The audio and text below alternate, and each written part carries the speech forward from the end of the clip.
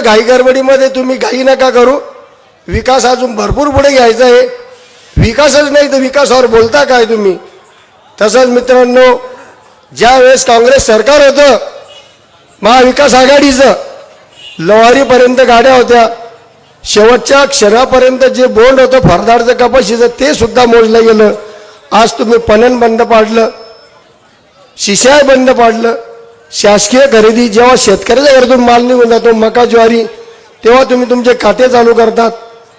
सहकारामध्ये मार्केटची परिस्थिती काय आहे आज याच्यावर बोलण्यासारखं भरपूर आहे.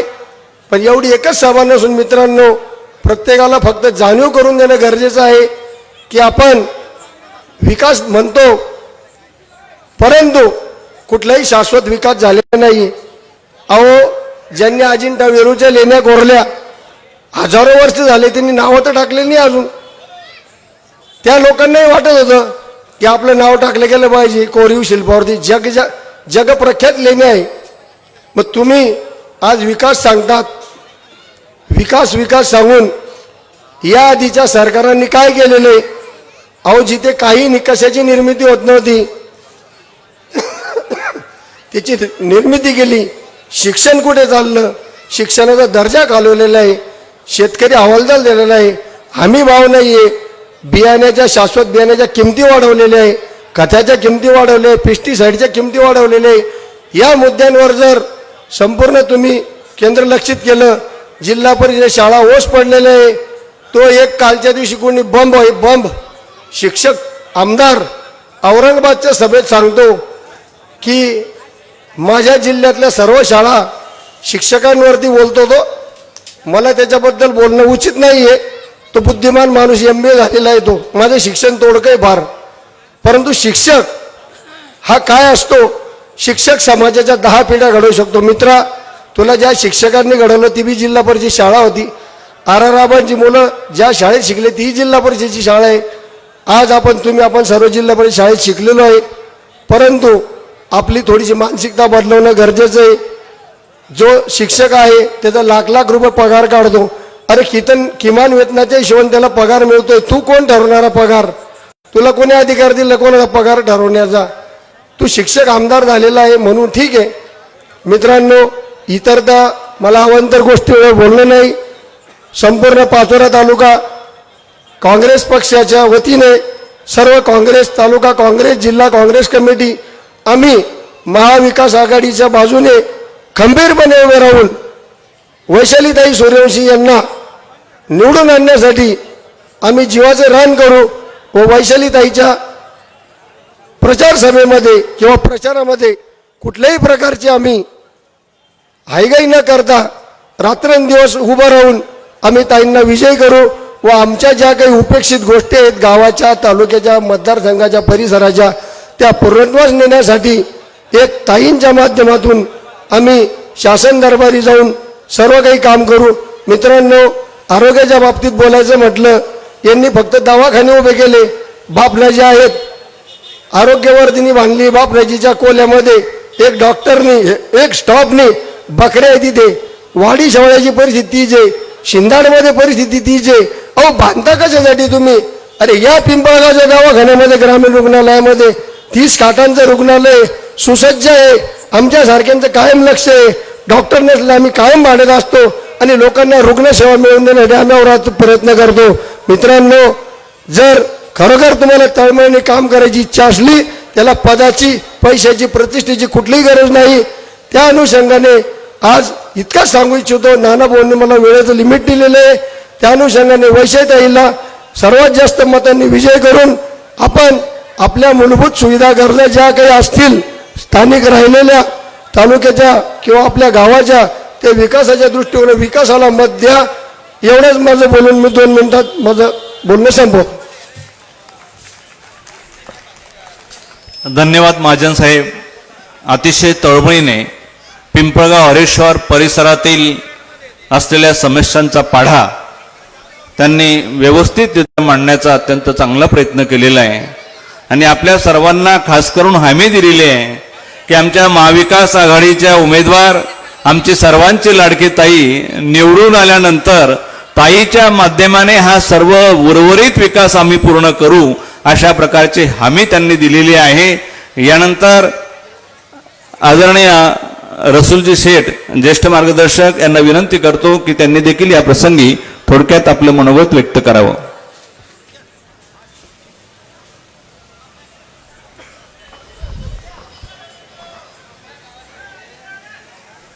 आमच्या देशाचे दैवत महात्मा गांधी,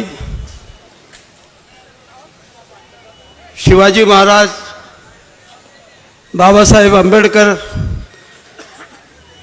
आणि या देशाचे थोर नेते यांना वंदन करून मी तुमच्या समोर कमी वेळ मिळालेला आहे बोलण्याचा प्रयत्न करतो आहे. सन्माननीय मंच, बरेच दिवस होऊन गेले पाचोरा मतदारसंघाचा, भडगाव मतदारसंघाचा निवडणुकीची वेळ आलेली आहे. आज आपण आपला मत ताईला का द्यावा, कशासाठी द्यावा, यासाठी आपण आजची सभा बोलवलेली आहे. आजचे जे प्रमुख वक्ते आहे ते आपल्या समोर सविस्तर मांडतील आणि आपण ज्या लोकांची उत्सुकतेने वाट पाहत होणार आहे ते थोड्याच वेळात येतील. तोपर्यंत आमचे लहान लोकांचं म्हणणं तुम्ही ऐकून घ्यावा अशी मी सर्वांकडून नम्र विनंती करतो. मित्रांनो, आज आपण भडगाव पाचोरा मतदारसंघाच्या निवडणुकी प्रचार सभेला आलेले आहेत आणि मी तुमच्या गावाचा जवळ पण आहे आणि माझा नातागोता या गावामध्ये फार मोठ्या प्रमाणात आहे. मी माझ्या बांधवांनाही विनंती करेल की येणाऱ्या 20 तारखेला आपण आपला बहुमोल मत एक चांगल्या व्यक्तीसाठी वापरावा हीच माझी विनंती आहे. त्या ताई जे आपल्या भडगाव पाचोरा मतदारसंघाचे उमेदवार आहात त्यांची पाटी एकदम कोरी आहे. त्यांच्या कोणत्याही नावाला डाग लागलेला नाही आहे आणि जे नेते उभे आहेत आणि जे नेते निवडून गेले त्यांच्या सर्वांच्या कपड्यांना डाग लागलेला आहे, तोंडाला डाग लागलेला आहे. हे तुम्हाला चांगल्या प्रकारे माहीत आहे आणि मी सत्य सांगतो की ताई अशा उमेदवार आहे, जर या टायमाला ताई निवडून आल्या तर या महाराष्ट्रामध्ये सर्व या भागातले जेवढे मतदार आहे, जे लोक मत देतील आणि त्या विजय होतील त्यांच्या महाराष्ट्राच्या इतिहासामध्ये आणि जळगाव जिल्ह्यामध्ये स्वर्ण अक्षरामध्ये त्यांचं नाव लिहिलं जाईल. ताईचा लिहिलं जाणार नाही, तुम्ही मतदारांचं नाव लिहिलं जाईल की या देशाला स्वातंत्र्य मिळाला 1947 साली, त्यापासून तर आजपर्यंत पाचोरा मतदारसंघाला महिलाला तिकीट देण्यात आलेला नाही आणि ही पहिली महिला आहे ज्याला तिकीट उद्धव बाळासाहेब ठाकरे हे पाचोऱ्याला आले होते. त्यांच्या ताईच्या वडिलांच्या पुतळ्याच्या अनावरणाचं उद्घाटन करण्यासाठी त्यावेळेस उद्धव साहेबांनी शब्द दिला होता की ताई तुला तिकीट मिळेल आणि मी तुझ्या भाषणाला येईल. तर आले आणि त्यांनी त्यांचा शब्द पाळला. तिकीट मिळवण्यासाठी किती प्रयत्न करावे लागतात हे तुम्हा सर्वांना माहिती आहे. ताई अशा आहेत, आपल्या पिंपळगाव गावाचे आणि पिंपळगावचे आजूबाजूचे जी खेडी आहे या गावाचे जे प्रमुख लोक आहे, समाजसेवक आहे, त्यांना ताईचा शब्द आहे की तुमच्या जेवढ्या समस्या 10 वर्षामध्ये आजी माझी आमदाराने सोडवलं नाही ते मी संपूर्ण समस्या सोडवण्याचं तुम्हाला वचन देते. तो माझं एकच म्हणणं आहे की आपल्याला 20 तारखेला ताईला मतदान करायचं आहे आणि आपल्या महाविकास आघाडीतर्फे यांनी जे बहिणीसाठी 1500 रुपये ST अर्धा तिकीट हे जे केलेला होता, जर भविष्यात 23 तारखेला या महाराष्ट्रामध्ये उद्धव साहेब आणि महाविकास आघाडीचं सरकार आला तर प्रत्येक महिलेला 3,000 रुपये देण्यात येईल. प्रत्येक महिलेला 3,000 रुपये.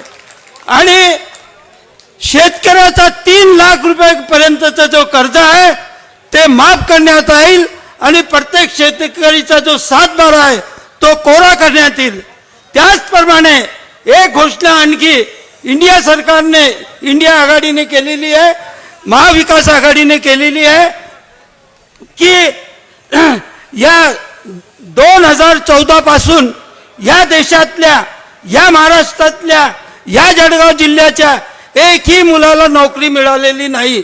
ज्या मुलांना, शिकलेल्या मुलांना नोकरी मिळालेली नाही त्यांना महिन्याचे 4,000 रुपये त्याच्या खात्यात टाकण्यात येईल, ही घोषणा झालेली आहे. आणि शेतकऱ्यांचे प्रश्न, शेतकरी यावर्षी शेतकरीवर फार मोठा संकट आलेला आहे. पाऊस इतका पडला की सोयाबीन खराब होऊन गेला, ज्वारी खराब होऊन गेली, मक्का खराब होऊन गेली, सर्वांना एकदम कीड लागलेला आहे, कोंब निघायला सुरुवात झालेली आहे. आणि हे जे कपाशी आहे, कपाशीचा तर प्रत्येक शेतकरीचा बुरा हाल आहे. एक वेळा नाही तो 2 वेळा वेचणी झाली का आज शेतकरीला कपाशी उपटून फेकावी लागते. आणि त्याचा भाव व्यापारी लोक 6,000 पर्यंत, 5,500 रुपयेपर्यंत देता. हे किती शेतकरीचं मोठं नुकसान आहे. उद्धव साहेब जेव्हा होते 2.5 वर्ष मुख्यमंत्री, त्यावेळेस 12,000 ते 14,000 रुपयेपर्यंत शेतकरीला भाव मिळालेला आहे.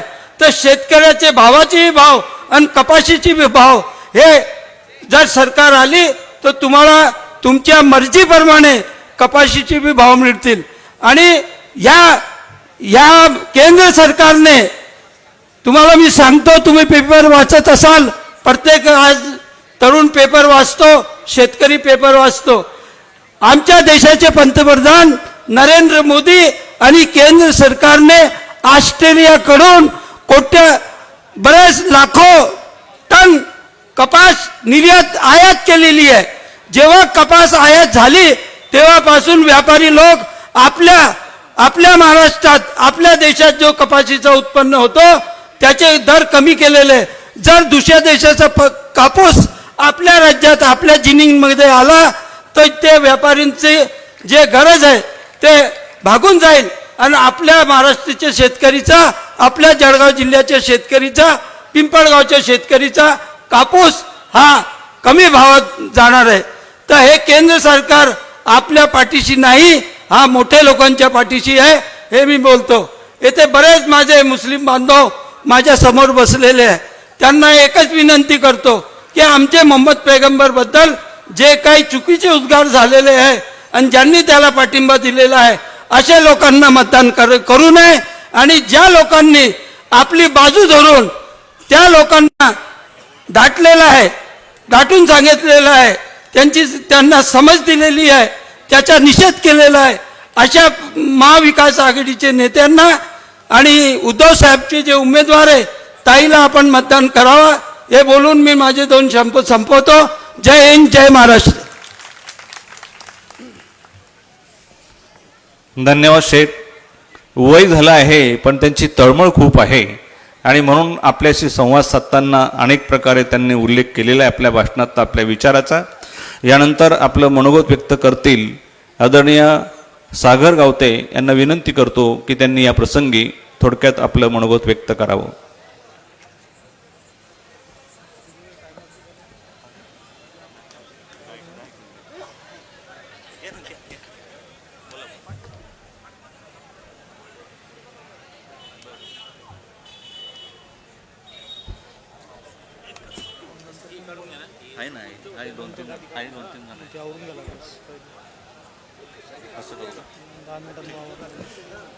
मागे आणि आजूबाजूला जी मंडळी उभी आहे त्यांना माझी विनंती आहे की आपल्या सर्वांसाठी बसण्याची उत्तम व्यवस्था केलेली आहे.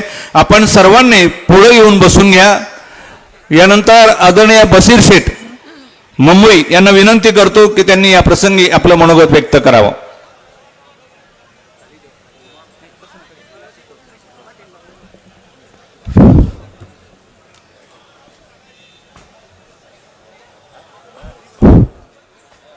नमस्कार. महाराष्ट्रामध्ये ज्या ज्या महापुरुषांनी महाराष्ट्र घडवण्याचं काम केलं त्यांच्या स्मृतीस अभिवादन करून आणि व्यासपीठावर उपस्थित असलेले मान्यवर, पिंपळगाव हरेश्वरची नागरिक बंधू भगिनींनो, पत्रकार,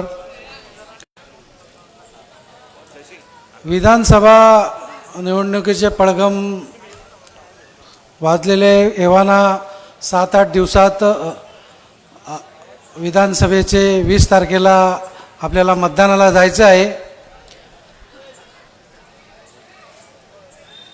याच्यामध्ये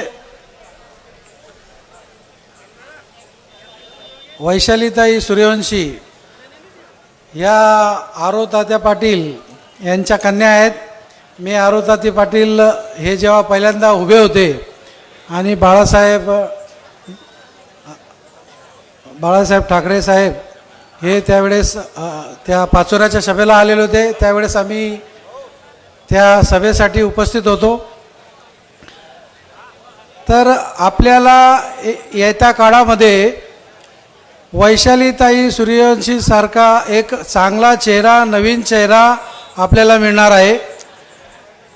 शेतकरी कन्या आपल्याला मिळणार आहे. शेतकऱ्याची जाण असलेला मनुष्य तुम्हाला मिळणार आहे.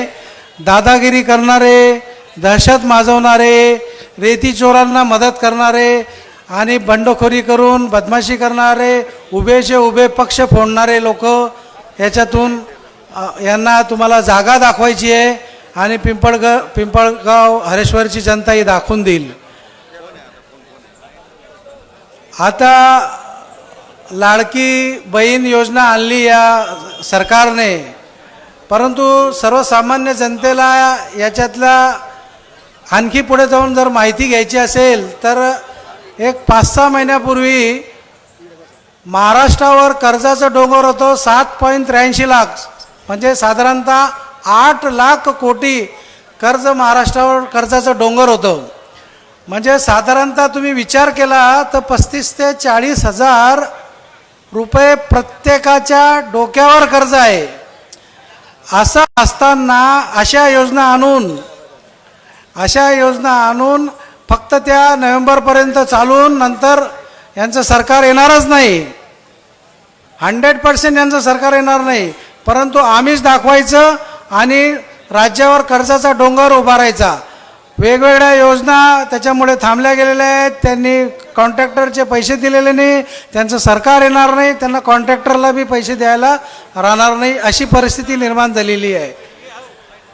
यांचा कोल्हापूरमधला खासदार, राज्यसभेचा खासदार, महिलांचे फोटो काढून घ्या, जर बघा ते कुठल्या पक्षाचे आहेत वगैरे वगैरे, अशा वेगळ्या वेगळ्या पद्धतीने ते बोलतात. तर मला हे म्हणायचं आहे की तुम्हाला आता त्यांनी कोणाला कॉन्ट्रॅक्ट दिलेला आहे, काही काही पक्षाच्या लोकांना कॉन्ट्रॅक्ट दिलेला आहे, त्यांनी सुपारी घ्यायची आणि बोलत राहायचं उलटंपालटं. तर उलटंपालटं बोलून नाही, लोकांना विकासाची गती देणारा कोण आहे हे बघायचं आहे. आपला इथला एस टी स्टँडचा परिसर मी 35-40 वर्षापूर्वी पिंपळगावला आलो होतो, त्यावेळेस जी परिस्थिती होती आता बी तीच परिस्थिती आहे. आता ही तीच परिस्थिती आहे. तर याच्यातून तुम्ही नवीन काय देणार आहे याचं काही नियोजन नाही. कपाशीला भाव नाही, 6,000 रुपयापेक्षा तुम्ही द्यायला नाही, फळदळ वगैरे असेल, कमी किमतीचे असेल तर तुम्ही द्यायला तयार नाहीत. तर आता शेतकऱ्याला भाव कोण देणार आहे? तर आमचं सरकार पुढे आल्यावर तुम्हाला, आमचं सरकारच तुम्हाला देऊ शकतं. आणि ज्या पद्धतीत आता तुम्हाला 20 तारखेला सकाळी 12 वाजेच्या आत तुम्हाला मतदान करायचं आहे आणि वैशालीताई सूर्यवंशी यांच्या 2 नंबरच्या चिन्हावरील बटन, मशाल चिन्हावर बटन दाबायचं आहे आणि त्यांना प्रचंड मताने निवडून द्यायचं आहे, अशी मी तुम्हाला या व्यासपीठावरून विनंती करतो आणि माझे 2 शब्द संपवतो. जय हिंद, जय महाराष्ट्र. काय झालं?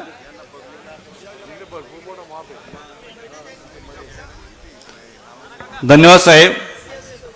यानंतर सर्वांना नम्र विनंती आहे की आपण सर्वांनी कृपया बसून घ्या. किती वेळ आपण बसून उभं राहणार? माझी विनंती आहे की आपण बसून घ्या. यानंतर आदरणीय सागर गावते यांना विनंती करतो की आपण 5 मिनिटांमध्ये आपले विचार व्यक्त करायचे आहेत. बसून घ्या सर्वजण.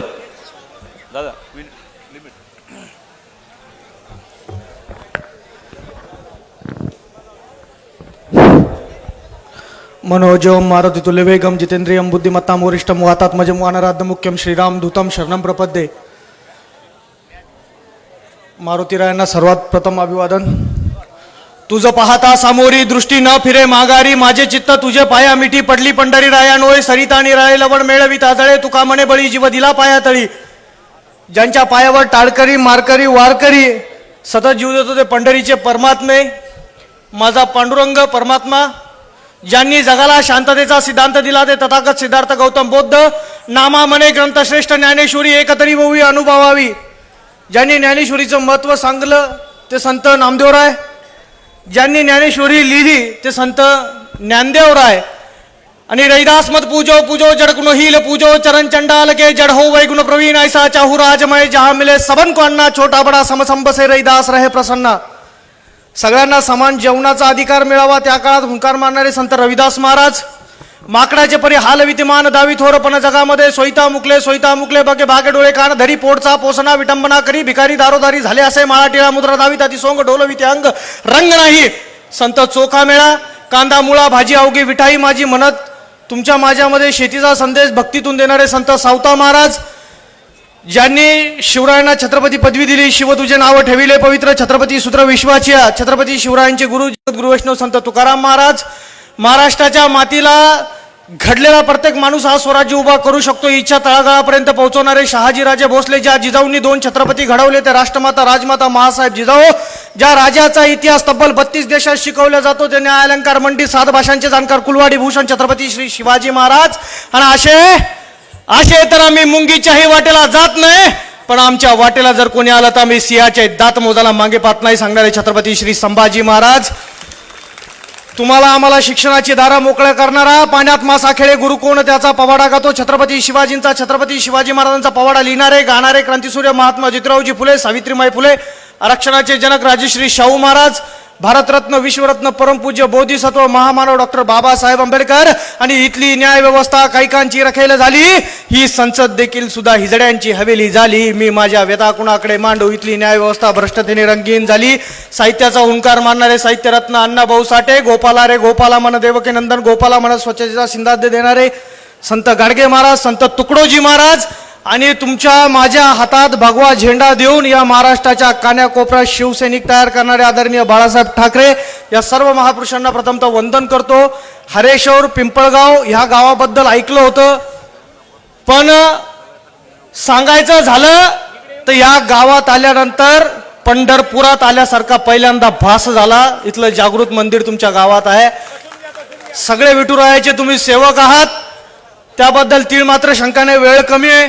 बरं, ज्या वेळेला या ठिकाणी आलो, काही म्हणाले तुम्ही संभाजी महाराज जरूर सांगा, काही म्हणाले राजकारणावर बोला, आणि वेळ फक्त 10 मिनिटं आहे. त्यामुळे जास्त वेळ न घेता प्रमुख मुद्द्यांना विचार मंचावर विराजमान असलेल्या सर्वांनाच माझं अभिवादन. खरं तर राजकारणाची दिशा आणि दशा पलटवायची असेल तर माणूस विचाराचा सोंगडी असावा लागतो, माणूस विचाराने तयार करणारा असावा लागतो. खरं तर त्याला शेतकऱ्याची जाणीव असावी लागते.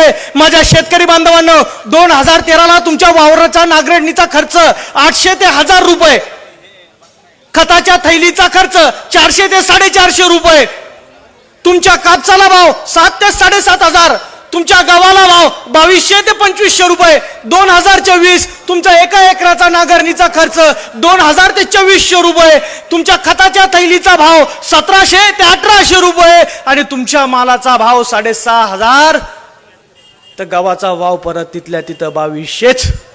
10 वर्षात 15 वर्षात भारताचे सगळ्या गोष्टीचे भाव वाढलेत, नक्कीच वाढले असतील. तेलाचा भाव वाढला शेतकऱ्यांना, पण तुमच्या शेतातल्या सोयाबीनीचा भाव वाढला नाही. ही इथल्या न्याय व्यवस्थेबद्दलची विचार करण्याची गोष्ट आहे. वैशालीताईंचा सर्वात पहिला संकल्प जो असेल ना, तो सगळ्यात पहिला संकल्प आहे शेतकरी सुखी तर देश सुखी. सर्वात पहिले काय करू तर शेतकऱ्यांना सुखी करू. अहो शेतकऱ्याच्या शेतात धान्य पिकेल त्यावेळेस तर हमालाच्या पाठीवर वजा भेटेल, हमालाच्या पाठीवर वजा भेटेल तर शहरापर्यंत जाण्यासाठी एखाद्या गाडीला भाडं भेटेल, शहरासाठी जाणाऱ्या एखाद्या गाडीला भाडं भेटेल तर व्यापाऱ्याचं घर चालेल, व्यापाऱ्याचं घर चालेल तर त्याच्या हाताखालच्या 4 जणांचं घर चालेल. म्हणून म्हणतोय शेतकरी सुखी तर देश सुखी. पण इथल्या न्याय व्यवस्थेने, इथल्या सरकारच्या व्यवस्थेने जणू काही शेतकऱ्यांचं कंबड अशा प्रकारे मोडलं, खर्चाचा वजा भार इतक्या जोराने दिलं पण मालाचा भावाचा पत्ता नाही. हा विचार करण्यासारखी गोष्ट आहे. ही झाली केंद्राची गोष्ट, ही झाली राज्याची गोष्ट. चला आता स्थानिक मुद्द्यांवर बोलू. तुमच्या गावात येताना रस्ते लागलेत, मुरमाचे आहेत. बरं रस्त्यांचंही जाऊ द्या. आता सगळ्यात मोठी विधानसभा निवडणूक आहे आणि पुऱ्या महाराष्ट्र भरवार आहे धर्मात भांडणाचं. पण वैशालीताई एकमेव अशा उमेदवार आहेत की त्यांच्या सभेला हिंदू पण आहेत आणि तेवढ्या संख्येनं मुस्लिम सुद्धा आहेत. कोणाच्याच सभेला नाही. पाचोऱ्यात तुम्ही कोणाचीही सभा पहा, एकमेव सभा आहे. ही खरी सभा आहे. वैशालीताईंनी ते पेरलंय, या मातीत उभं केलंय. पण आम्ही सुद्धा विचार करायला पाहिजे. जे छत्रपती शिवाजी महाराजांच्या नावावर आम्हाला राजकारण शिकवतात, अहो यांची इतकी घाबरली आहे की यांना डमी नावाचे उमेदवार आपल्याला हरवायसाठी द्यावा लागतात. तसा कधी विचार केला असताना तर आपल्याकडे कमीत कमी 25 किशोरप्पा नावाचे माणसं होते. उभे केले असते तर पुऱ्या मशीनमध्ये किशोरप्पाच दिसले असते. पण आपण तो रोडीचा डाव केला नाही. राजकारण करायचं शिवसेनेचा धर्म आहे. 80% समाजकारण आणि 20% राजकारण. समाजकारणाला प्रथम देणारा हा पक्ष म्हणजे बाळासाहेब ठाकरेंची शिवसेना, हे तुम्हाला मला कळायला पाहिजे. बरं यांचा नारा छत्रपती शिवाजी महाराजांच्या नावाने सुरुवात करतात. या देशाचे पंतप्रधान ज्या वेळेला मालवणमध्ये छत्रपती शिवाजी महाराजांच्या स्मारकाचं उद्घाटन करतात, त्याच्या उद्घाटनाच्या 8 महिन्यातच छत्रपती शिवाजी महाराजांचा पुतळा ढासळतो. ही महाराष्ट्रासाठी दुर्दैवाची गोष्ट आहे. ही खरंच महाराष्ट्रासाठी दुर्दैवाची गोष्ट आहे. आजच्या 10 वर्षापूर्वी तुमचा आमदार किशोरप्पा पाटील ज्या वेळेला विधानसभाचा फॉर्म भरत होता, छत्रपती शिवाजी महाराजांचा पोशाख घातलेला मुलगा आला, किशोरप्पाच्या पाया पडला. किशोरप्पाने त्याची माफी मागितली नाही. हा शिवरायांचा अपमान नाही का? मावळ्यांना 10 वर्षापूर्वीची तुमचीच घटना आहे. बरं ह्याच पक्षाचा तो श्रीपाद शिंदे, तो छत्रपती शिवाजी महाराजांबद्दल काही बोलतो. हा विचार आम्ही करायला पाहिजे. आम्हाला कोणते लोक निवडून द्यायचे, कोणते नाही. ताईंना कार्यकर्ता नाही घडवायचा आहे. विचार करा. तुमच्या पोरांच्या हातात झेंडे देऊन वैशालीताईंना कार्यकर्ता नाही घडवायचा आहे. तुमच्या पोराच्या हातात दारूच्या बाटल्या देऊन त्याला दारोडा नाही घडवायचा आहे. तर वैशालीताईंना इथे शाळा चालू करून तुमच्या पोरांना IAS कलेक्टर IPS घडवायचा आहे. म्हणूनची ही तळमळ आहे. ही निवडणूक तुमच्या स्वतःची आहे. ही निवडणूक तुमच्या स्वतःची आहे. ह्या निवडणूक तुम्हीच उमेदवार आहात आणि तुमचं भविष्यच तुमची उमेदवारी घेऊन उभं राहिलंय. वैशालीताईंना एवढं प्रचंड बहुमताने विजयी करा आणि महाराष्ट्राला वैशालीताईंच्या रूपाने एक नवा नेता द्या. बस थांबतो, वेळ झालेली आहे. पण जाता जाता एक जोरदार घोषणा. वैशालीताई कधी उभ्या नसत्याना तर किशोरप्पा आरामात झोपले असते. पण आता उगाच रातचे टॉनिक वाढवून दिले राव तुम्ही. एवढी प्रचंड गर्दी चालू केलेली आहे. आवाज पाचोऱ्यापर्यंत गेला पाहिजे. छत्रपती शिवाजी महाराज की. सर्वांना हात जोडून विनंती आहे, समोर येऊन बसलं तर बरं होईल. सर्वांनी शिवसैनिकांना माझी विनम्र विनंती आहे, सर्वांनी समोर बसा. बसण्याची जागा व्यवस्था आहे, या समोर या.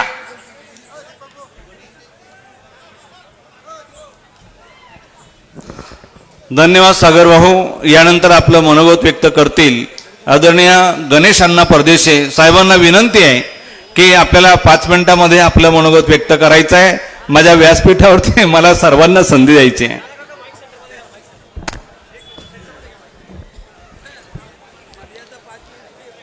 महाराष्ट्राची कुलस्वामिनी आई तुळजाभवानी, रयतेचे राजे छत्रपती शिवाजी महाराज, भारतीय घटनेचे शिल्पकार डॉक्टर बाबासाहेब आंबेडकर, स्त्री शिक्षणाचे आद्य पुरस्कृत महात्मा ज्योतिबा फुले, सावित्रीबाई फुले, अहिल्याबाई होळकर, शूरवीर एकलव्य, अखंड हिंदुस्थानाचे कवचकुंडल वंदनीय बाळासाहेब ठाकरे, तुम्हा आम्हा सर्वांच्या श्रद्धाशान आदरणीय तात्यासाहेब आरो पाटील यांच्या पावन स्मृतींना विनम्र अभिवादन करून शिवसेनेचा महाविकास आघाडीचा एक नम्र शिपाई आपल्यासमोर विचार मांडण्यासाठी उभा आहे. आजच्या प्रचार सभेसाठी उपस्थित असलेले जे आमचे गुरुवारी आता ते थोड्या वेळात आपल्या ज्यांच्या विचारांसाठी आपण सर्व बसलेले आहोत, आदरणीय बानगुडे पाटील साहेब, त्यांच्यासमोर विचार मंचावर उपस्थित असलेले आपल्या तालुक्याचे संपर्क प्रमुख आदरणीय सुनील पाटील साहेब, जिल्हा प्रमुख दीपक भाऊ राजपूत, उद्धव भाऊ, सर्वांचे नाव घ्यायची इच्छा आहे, पण 5च मिनिटं आहे. थोड्याच ओव्हरीमध्ये जास्त रन घ्यायचे असल्या कारणानं सन्माननीय व्यासपीठ व समोर उपस्थित बसलेल्या माझ्या बंधू भगिनी आणि बांधवांना, गेल्या विधानसभेच्या निवडणुकीमध्ये 105 आमदार असताना या महाराष्ट्राचं कप्तानपद त्यांना मिळालं नाही. म्हणून आपल्या डोक्यात एक आगोरी विचार आणून या महाराष्ट्रात खोकासूर आणि बकासुरांचं एक टोळी तयार झाली. खोकासूर म्हणजे तुम्हाला सांगायची गरज नाही, जे 50 खोक्यांमध्ये एका ठिकाणी जाऊन सुरत मार्गे गुवाहाटी गेले ते खोकासूर. वो चले थे तवायफों के मेखाने बंद करने, वो चले थे तवायफों के मेखाने बंद करने, पण 50 खोखों की झनक सुनकर वही मुजरा कर बैठे.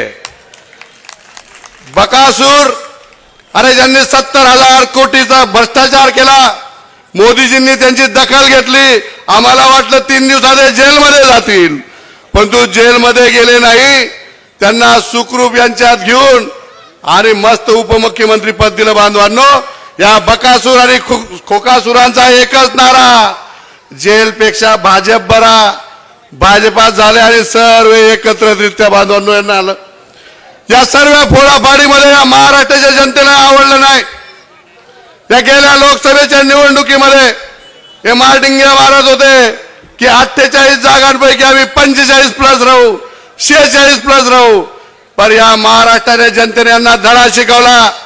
यांनी 45-46 तर काय नाही, गर्रगणी बीजेपी 9वर आणि तो गद्दार 7वर, डायरेक्ट 16वर यांना आणलं. बांधवांनो, मग यांना वाटलं आता आपले तर खेळ खराब झाला, आता करावं काय.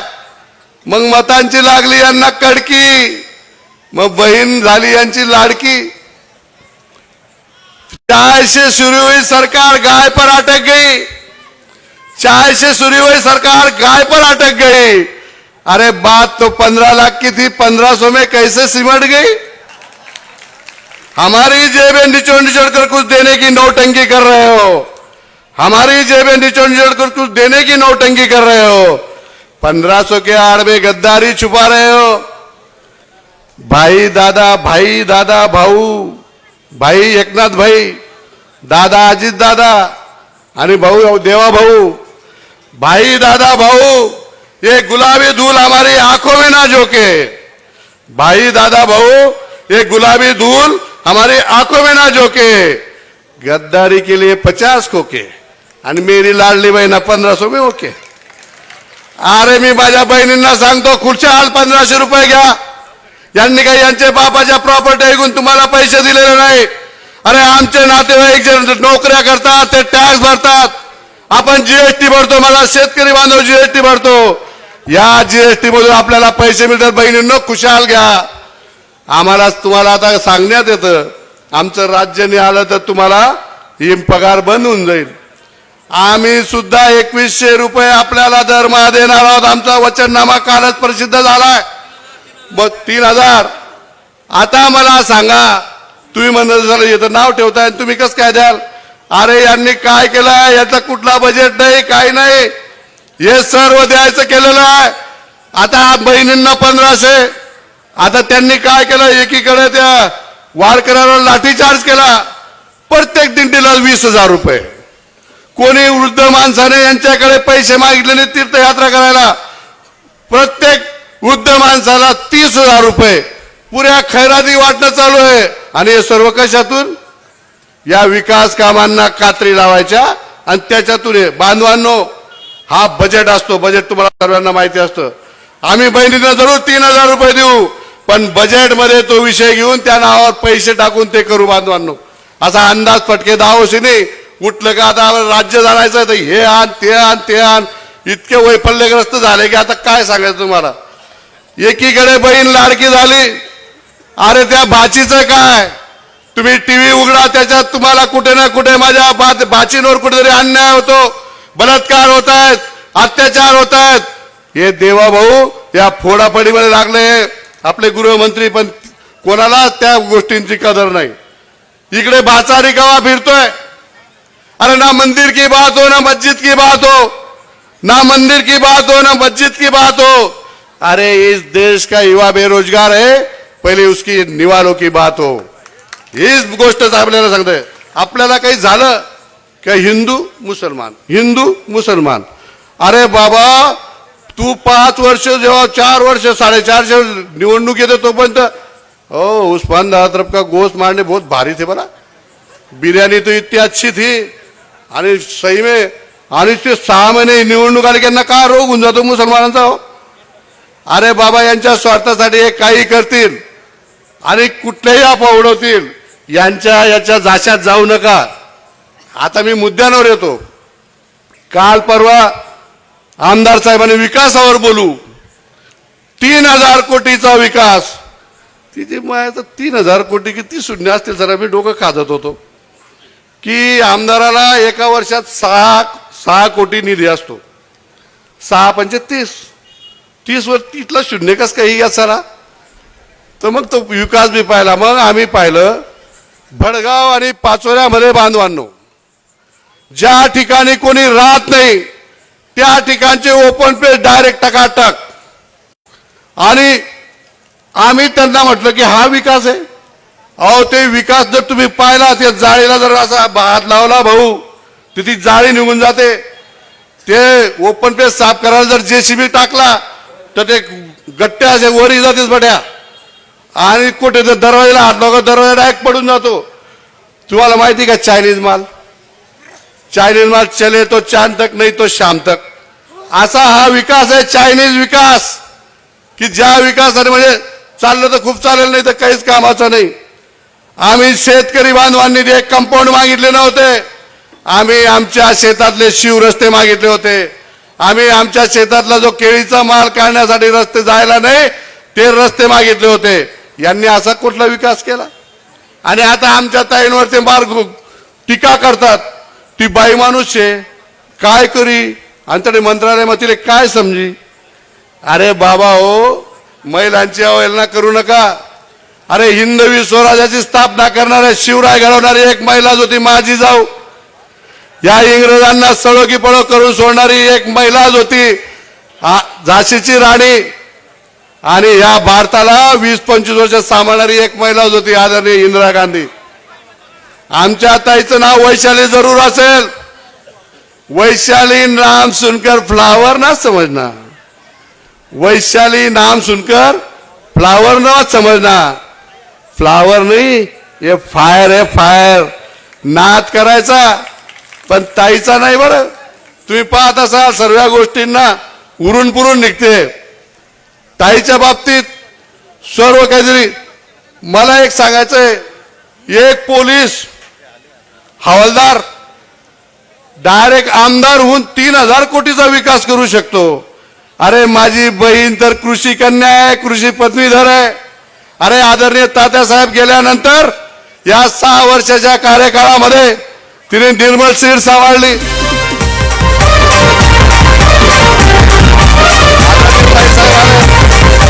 वैजुताईंचं टाळ्यांच्या गडगडाने आपण स्वागत करा. सारं ठरविलंय जनतेने, तुमच्या हक्काचे दिवस येतील, गरिबांचे दिवस येतील. 2024 ला आमदार वैशालीताई होती, दादासाहेबांच्या आशीर्वादाने. सर्वजणी घोषणा द्या, वैशुताई आगे बढ़ो. अरे कोण म्हणता येत नाही.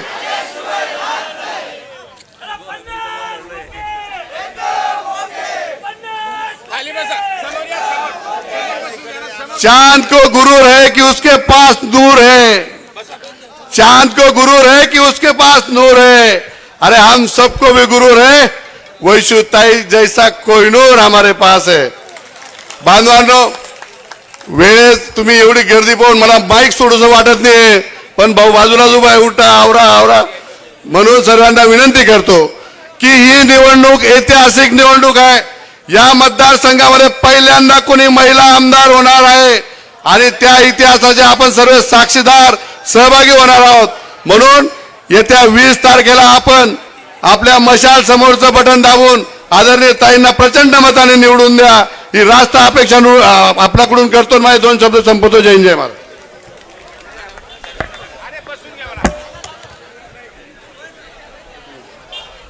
धन्यवाद साहेब.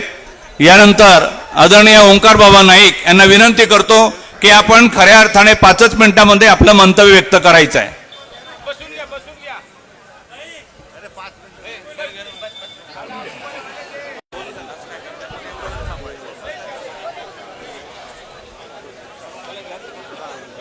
मित्रो,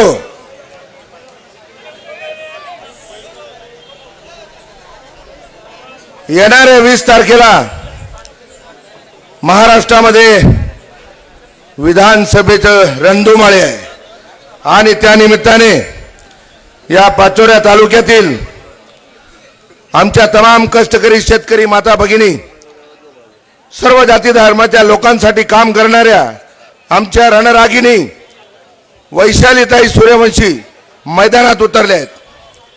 त्यांची निशाणी आहे मशाल आणि त्या मशाल समोरचं बटन दाबून आम्हाला त्यांना निवडून आणायचं आहे. त्यासाठी मी विनंती करायला आलोय. सन्माननीय व्यासपीठ, मला 2च वोट द्यायचे दादा. मी आपला चौका चक्का महाराज आणि बडस, कारण बोली बोली पटी जायचे दादा मना गया, बोली बोली पटी जायचे मना गया, मना शेतकरी राजा राय क्या बोया. या छोटा गद्दार असले उन्ही नाही तुमने कधी दया, यातले कितला बी द्या तुम्ही गाया, कारण यातल्या सरी जायचे पुऱ्या गोया. 20 तारीख ना दिन तुम्ही बटाचा नासा टोचा त्यातल्या सुया. 20 तारीख ना दिन बटाचा नासा टोचा त्यातल्या सुया. 23 तारीख ना दिन उघडी जातील त्यातला डोया. म्हणून तुम्ही हिंमत हारू नका. आमच्या वैशाली ताई या रणरागिणी आहेत, आरो तात्यांचे कन्या आहेत. माझ्या शेतकऱ्यांसाठी, कष्टकऱ्यांसाठी काम करायची धारणा त्यांच्या अंतकरणात है. क्योंकि आंधी तूफानों में ताश का कभी घर नहीं बनता, रोने से और लाचारी से बिगड़ा हुआ मुकद्दर नहीं बनता. सत्कर्म के लिए लोगों का दिल जीतने के लिए हौसला चाहिए. एक हार से कोई फकीर या एक जीत से कोई सिकंदर नहीं बनता. अरे काय माईक आहे, काय बात आहे. नाही ते बंद चालू होतो ना मध्ये. तर मित्र, तुम्ही हिंमत हारू नका. मशाल हे काय हो मध्येच बंद होऊन जातोय. देखो भाई, समझ लेना मेरे भाइयों. आता गोरमाटी आहे सगळी गोरमाटी. मैं बंजारा हूं, मैं बंजारा, मैं बंजारा लेके तारा घुमा भारत सारा. मेरे समाज और मेरे किसानों को जिसने नहीं दिया सहारा, उसी को हमने है अभी ललकारा. इसलिए तुम सांभळो मारे गोर बंजारा भाई. घणो कष्ट છે તમારે નસીબમાં. રાત દન ભાટા ફોડન, સાટા કાટન કરો છો તમે મહેનતેરી કમાઈ, તરી બી તમને ન ચેનેરી નીંદ કોને आई. ये सरकार जिमा जिमा बढ़ा दिलो છે महंगाई. તમારે हमारे हिस्से में छाछ भी कोने आई. छोटा खागे मलाई, तुम जागो मारे गोर बंजारा भाई. म्हणून मित्र, तुम्ही जागृतपणे मतदान करायचं आहे. मी तमाम सर्व जाती धर्माच्या लोकांना विनंती करतो की संकल्पाची मशाल घेऊन हाती कपाळी लावा तुम्ही मातृभूमीची माती. किती प्रयत्न झाली या अत्याचारी भ्रष्टाचारांची नीती. म्हणून जागृत व्हा माझ्या सर्व धर्माच्या जाती, सर्व जाती धर्माच्या लोकांनी संकल्प करायचा आहे आणि हातामध्ये मशाल घेऊन 20 तारखेला माझ्या वैशाली ताईंच्या निशाणी समोरचं बटन दाबून त्यांना भरघोस मताने निवडून द्यायचं आहे. कारण यामध्ये बडा गावेस मजाई जाई असा करण्यात म्हणे भाषण काय माहिती नाही यार बोलून बोलून सुकते माझी वाणी म्हणून थोडस द्या ते मला पाणी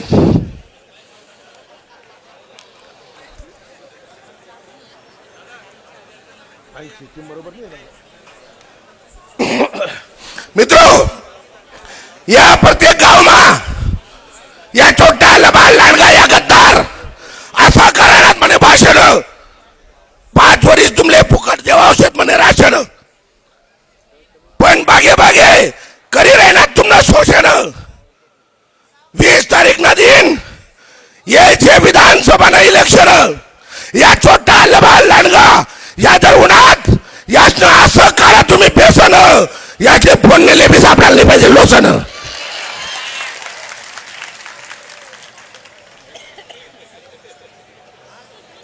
कर्जत न मशालले मतदान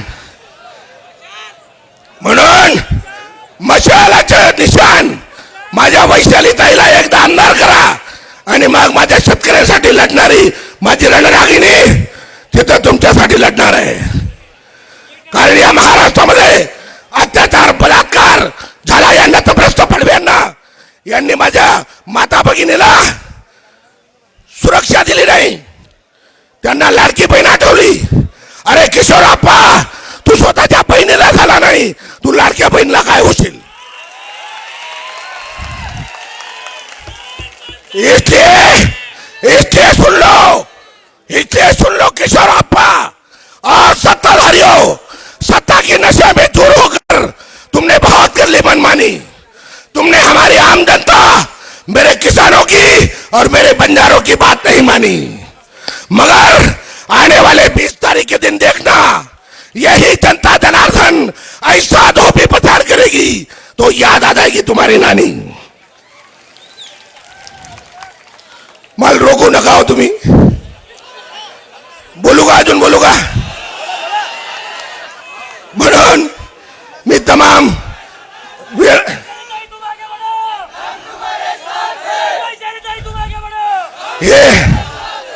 ये अत्याचारी भ्रष्टाचारी ये गद्दार ये भाजपा वाले ये गिरेंगे जरूर ये ना गिरेंगे गोलियों के बौछार से ना तलवार की धार से ये गिरेंगे मेरे सताए हुए मतदार से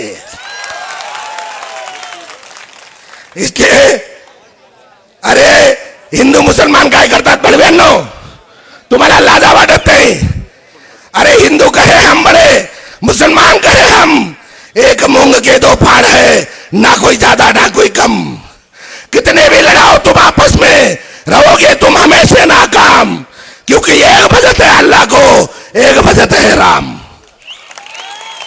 हर नदियां बहती है अलग अलग मगर आखिर में मिलती है एक ही सिंधु में सबका मालिक एक है एक ही खून मुस्लिम और हिंदू में इसलिए तमाम मेरे किसान मजदूर मेरे मुस्लिम हिंदू सब लोग संकल्प करो और 20 तारीख के दिन मेरी वैशाली ताई के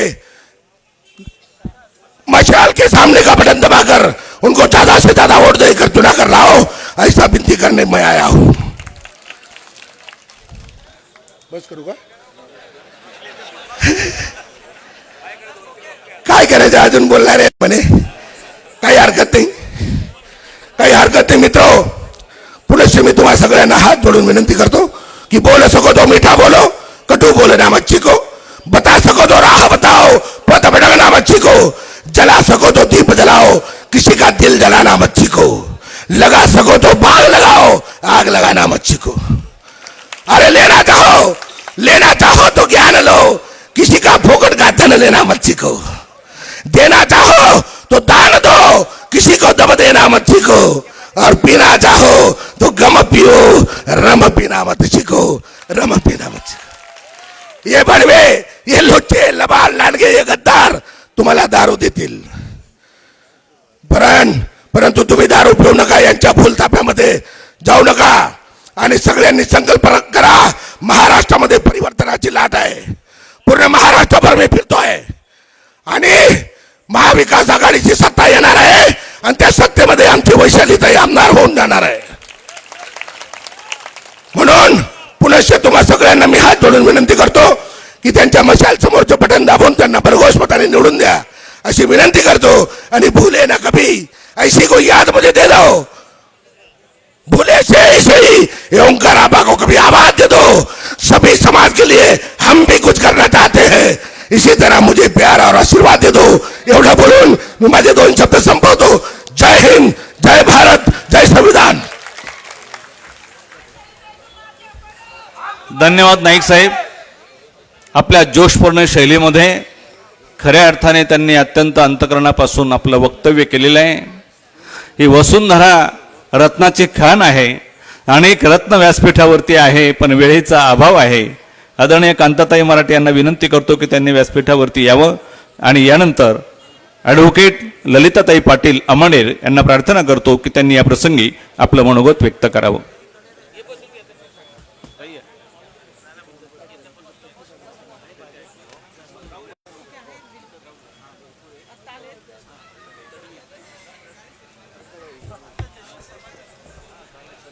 नमस्कार. अहो तुम्हाला नमस्कार केलाय. नमस्कार. जय महाराष्ट्र, जय महाराष्ट्र. आवाज नाही आला लाडक्या बहिणींकडून. जय महाराष्ट्र. महाविकास आघाडीचा, महाविकास आघाडीचा, महाविकास आघाडीचा आमो बठ्ठा एक हाय म्हणा ना.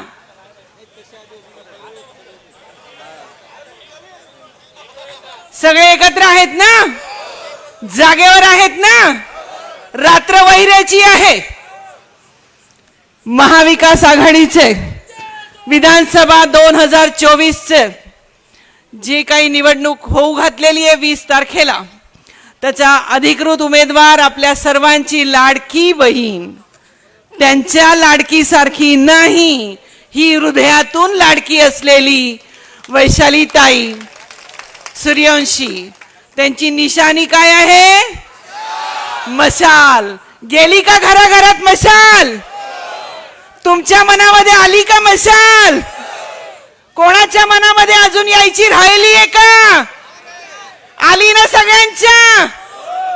व्यासपीठावरती उपस्थित असलेले सर्व माझे सन्माननीय बंधू आणि भगिनी, माझ्या सोबत आलेली आमची लहान बहीण प्रियंका, आणि ज्यांच्या शब्दांनी ज्वाला पेटतात, मशाल पेटते, असे आता आमचे येणारे बंधू नितीन बानगुडेजी. थोड्याच वेळात त्यांचं आगमन होईल. पण सगळ्यात अगोदर महाविकास आघाडीच्या प्रचारासाठी आज तुम्ही इथे सगळे जमलेले आहात. निवडणुका येतात आणि जातात. प्रत्येक निवडणूक ही तिचं वेगळं आणि आगळं पण घेऊन येते. 6 महिन्यापूर्वी लोकसभेची निवडणूक झाली. तुम्ही लोकांनी मतदान केलं आणि त्याच्यानंतर 6 महिने होत नाही तेवढ्यात विधानसभा आली. विधानसभेसाठी मनाची तयारी झाली का तुमची? झालेली आहे. महाविकास आघाडीचा विचार आपण करणार आहोत की नाही? कारण मला भाषण करता येत नाही, मी तुमच्याशी बोलायला आलेली, भाषण बिषण नाही. त्याच्यामुळे मला फक्त एवढंच जाणून घ्यायचं आहे की ज्या वेळेला ह्या राज्यामध्ये 400 पारचा नारा दिला गेला, आतापर्यंत मागच्या वेळेला आपण बघितलं की लोक काय म्हणत होते? मोदी सरकार म्हणत होते. या 6 महिन्यामध्ये कोणी म्हणतंय का? नाही. काय म्हणताय? एनडीएचं सरकार म्हणतायत. एनडीएचं सरकार म्हणताय, नॅशनल डेमोक्रेटिक अलायन्स. आणि मग त्यावेळेला आता लक्षात घ्या की त्यावेळेला थोडीशी राहून गेली खुमखुमी. पुरं घरी बसवायला पाहिजे होतं, परंतु त्या 400 पारचा नारा पूर्ण न करण्यामध्ये सुद्धा महाराष्ट्राचा सगळ्यात मोठा वाटा आहे. आणि मला माहिती आहे या महाराष्ट्रामध्ये, मला वाटतं नितीन बानगुडेजींचं आगमन झालेलं आहे.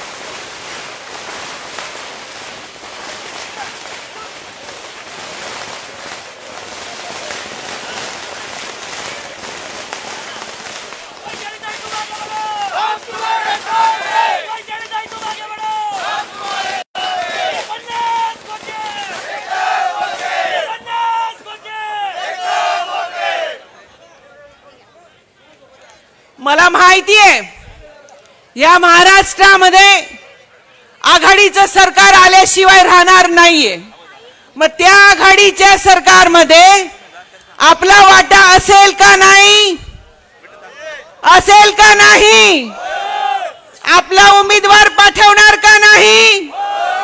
आपली हक्काची आमदारीनबाई पाठवणार का नाही?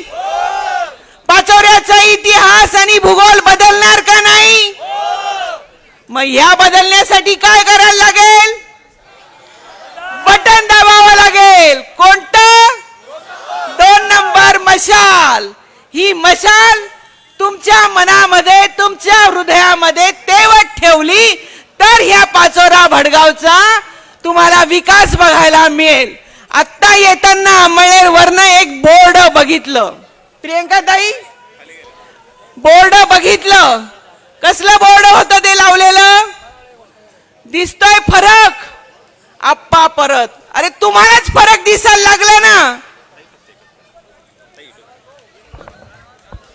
आदरणीय बानगुडे साहेबांना नम्र प्रार्थना करतो की आपल्या शुभास्ते आणि आदरणीय ताईंच्या समवेत दीपक भाऊ, आदरणीय सुनील पाटील, आदरणीय सावंतजी साहेब, विष्णूजी भंगाळे मान्यवरांना नम्र प्रार्थना करतो की आपल्या शुभास्ते महाराष्ट्राचा आराध्य दैवत छत्रपती शिवाजी महाराज तथा सर्व महापुरुषांचं पूजन सोहळा आपल्या शुभास्ते संपन्न व्हावा ही नम्र विनंती. आपण सर्वांनी प्रचंड टाळ्यांच्या गजरामध्ये स्वागत करूया.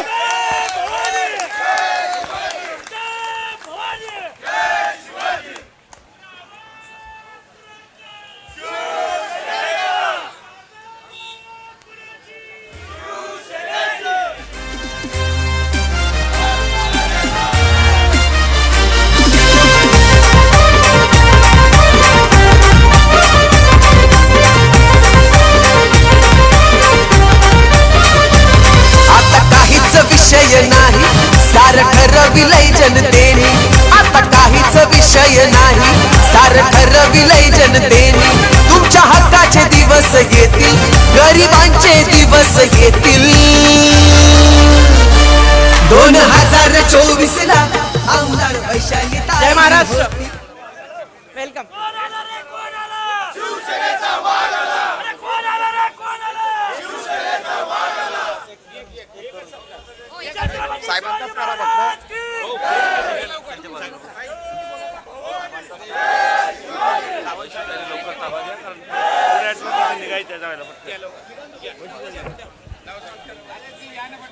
यानंतर पिंपळगाव हरेश्वर येथील ज्येष्ठ नागरिक आदरणीय भास्कर धनजी पाटील आणि त्यांचे सर्व सहकारी विनंती करतो की आपण आजच्या ह्या जाहीर सभेचे प्रमुख मार्गदर्शक, तुम्हा आम्हा सर्वांचे लाडके नेते, शिवसेनेचे उपनेते, महाराष्ट्रातील ख्यातनाम व्याख्याते आदरणीय प्राध्यापक नितीनजी बाळगुर्जे साहेबांचा सत्कार आपण सर्वजण करूया.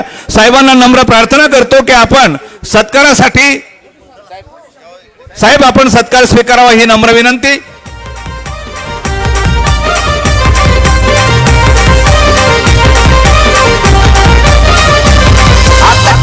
विषय नाही सार ठरविलय जनतेने. आता काहीच विषय नाही सार ठरविलय जनतेने. तुमच्या हक्काचे दिवस येतील. सर्वांनी प्रचंड टाळ्यांचा गजर करूया. साहेबांचा सत्कार होतोय.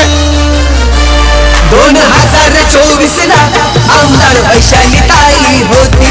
दादा साहेबांच्या आशीर्वादानं मोठ्या मताने निवडून येतील. 2024 ला आमदार वैशाली ताई होती. सर्वांना विनंती आहे, सर्वांना विनंती, शांततेने आपापल्या जागेवरती बसून जायचं आहे. व्यासपीठावर मंडळींनी सगळ्यांनी आपापल्या जागेवर बसून घ्यायचं आहे. मी आत्ताच 2 मिनिटापूर्वी तुम्हाला सांगितलं की आपल्या कोणाच्याच मनामध्ये शंका नाहीये की महाविकास आघाडीचं सरकार राज्यात येणार नाही. राज्यामध्ये आपला वाटा पाहिजे असेल तर आपल्याला 20 तारखेला मशालचं 2 नंबरचं बटन दाबून आपल्या बहिणीला विधानसभेत पाठवायला लागणार आहे. तुम्हाला माहितीये या तालुक्यामध्ये अनेक जण वेगवेगळ्या पद्धतीने लढती लढून राहिलेत. पण मला माहितीये की जरी आपण 2 नंबर म्हणजे व्ही फॉर विक्ट्रीचा 2 नंबर आहे आणि तिच्यामध्ये आपला विजय हा निश्चित आहे. अनेक जण जे आहेत ते अतिशय भरकटलेल्या अवस्थेमध्ये निवडणुका लढवत आहेत. रस्त्यावरचा बोर्ड जर का आपण नितीन बानगुडे जे आज बघितला तर त्यांनी म्हटलंय दिसतोय का फरक? आणि म्हणले की किशोर आप्पा परत. अरे फरक दिसतोच आहे ना, मग परत कशाला येत आहे पुन्हा? झाले की 10 वर्ष. आणि म्हणून परतच्या ठिकाणी मला क्वेश्चन मार्क मारावा असं वाटतो. कुणी झेंडे बदललेले आहेत, कुणी दांडे बदललेले आहेत, कुणी बदलल्या झुली, कुणी गोंडे बदललेले आहेत, कुणी मालक बदललेला आहे, कुणी पालक बदललेला आहे. जो चालेल तो चालण्यासाठी कोणी चालक सुद्धा बदलला. नितीन भैया, जिकडे बघावं तिकडे सगळी अदला बदली. विधानसभेच्या निमित्ताने ज्यांनी त्यांनी साधली संधी. हे संधी साधू तुमच्या तालुक्यामध्ये बऱ्यापैकी आलेले आहेत. आणि 35 विधानसभा या उत्तर महाराष्ट्रामध्ये, सगळ्यात जास्त उत्तर महाराष्ट्रामध्ये बंडखोर उभे राहिलेले आहेत. त्याच्यामुळे बंडखोरांचा तर विचार नाहीच, परंतु ज्या गद्दारांनी हिंदू हृदय सम्राट बाळासाहेबांचा अपमान केला, माननीय उद्धवजी साहेब मुख्यमंत्री पदावर असताना, मायबापासारखी पेंडेमिक सिच्युएशन मध्ये, कोविडची सिच्युएशन असताना मायबापासारखी आपली काळजी घेतली. त्या माणसाला वर्षावरनं परत निघताना आपण सगळ्यांनी उघड्या डोळ्यांनी बघितलं. प्रत्येक माणसाच्या डोळ्यामध्ये अश्रू होते. आणि ते अश्रू आपण बघत असताना एकच मनामध्ये होतं की पुन्हा एक दिवस असा येणार की त्या तख्तावर आम्ही उद्धवजींना मुख्यमंत्री म्हणून बघणार आहोत. आणि हे फक्त केव्हा बघू शकतो? ज्या वेळेला पाचोरा भडगाव मधून आपली बहीण, की जी पूर्वीपासून लाडकी आहे, जी आज पण लाडकी आहे, ती उद्या पण लाडकी राहणार आहे, अशी आपली आरोतात्यांची लेक, लाखात एक वैशाली ताई, हिला आपण विधानसभेत पाठवल्याशिवाय राहणार नाही. आपला वाटा जोपर्यंत आपण तिथे पोहोचवणार नाहीत तोपर्यंत उद्धवजी मुख्यमंत्री होणार नाहीत. आणि म्हणून सगळ्यांना विनंती करायला मी आज, अंमळनेर प्रति पंढरपूर आहे, पिंपळगाव हरेश्वर सुद्धा प्रति पंढरपूर आहे. एक विठू माऊलीला दुसरी विठू माऊली भेटते आहे. हा संगम आहे. आणि म्हणून या संगमातून मी आज विनंती करायला आज आपल्या पुढे आली आहे. मला माहिती आहे की आपल्याला सगळ्यांना नितीन दादाला ऐकायचं आहे. नितीन दादाचं ऐकणं म्हणजे हृदयामध्ये खऱ्या अर्थाने चरे पडणारी गोष्ट असते. आणि म्हणून आम्ही त्यांना बऱ्याच वर्षापासून ऐकतोय. नितीन दादा, तुम्हाला ऐकण्यासाठी हा जनसमुदाय आतुर आहे. आपण आलात, पुन्हा आपल्याला जळगावला जयश्रीताईची पण सभा घ्यायची आहे. पण आज माझ्या सगळ्या भावांना, ज्यांच्यापर्यंत माझा आवाज पोहोचतोय, त्यांना मी एवढीच विनंती करते की या विधानसभेमध्ये 2024 मध्ये वैशालीताई आमदार म्हणून गेली पाहिजे. एवढाच आजचा संकल्प आहे. जय हिंद, जय महाराष्ट्र.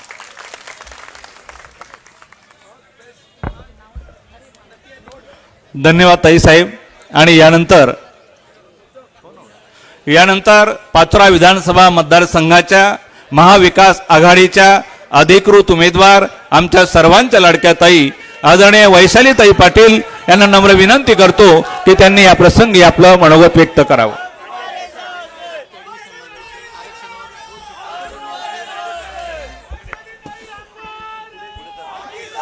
महाराष्ट्राचे आराध्य दैवत छत्रपती शिवाजी महाराज, भारतीय संविधानाचे शिल्पकार डॉक्टर बाबासाहेब आंबेडकर, क्रांतिबा महात्मा ज्योतिबा फुले, हिंदू हृदय सम्राट बाळासाहेब ठाकरे, वीर एकलव्य भगवान, संत सेवालाल महाराज, शेतकऱ्यांचे कैवारी श्रद्धेय तात्यासाहेब, या सगळ्यांना मी विनम्र अभिवादन करते.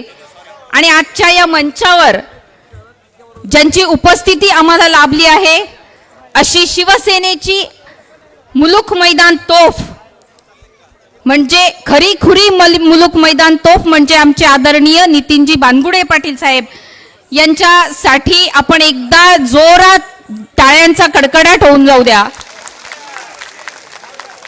मंचावर उपस्थित सर्व मान्यवर आणि महाविकास आघाडी व शिवसेनेचे सर्व पदाधिकारी, सर्व कार्यकर्ते आणि या मतदारसंघातील सर्व माता भगिनी आणि बांधवांनो, तुम्हा सगळ्यांना माहिती आहे की गेल्या 2.5-3 वर्षापासून आदरणीय उद्धव साहेब असतील, आदरणीय शरदचंद्रजी पवार साहेब असतील, यांचा न्यायासाठी खूप मोठा संघर्ष चालू आहे.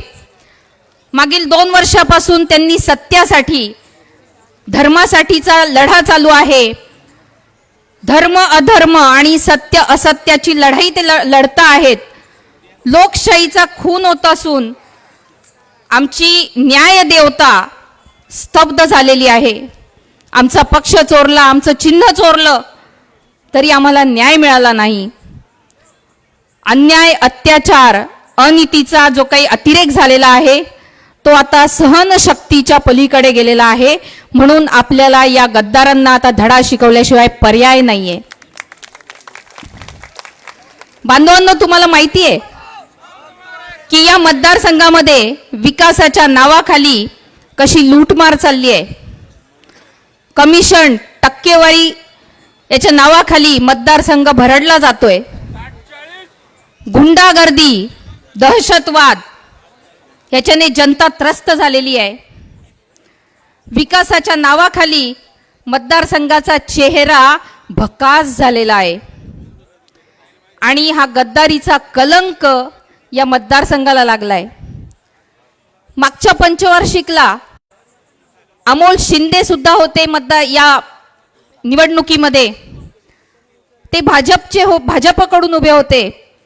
तुम्ही मला सांगा, आपण त्यांना भरभरून प्रेम केलंय पिंपळगावमधून, पण तुम्ही मला सांगा मागच्या 3 वर्षामध्ये अमोल शिंदे यांनी सत्तेमध्ये असताना सुद्धा या आमच्या शेतकऱ्यांसाठी एकदा तरी रस्त्यावर उतरलेले तुम्ही बघितलंय का?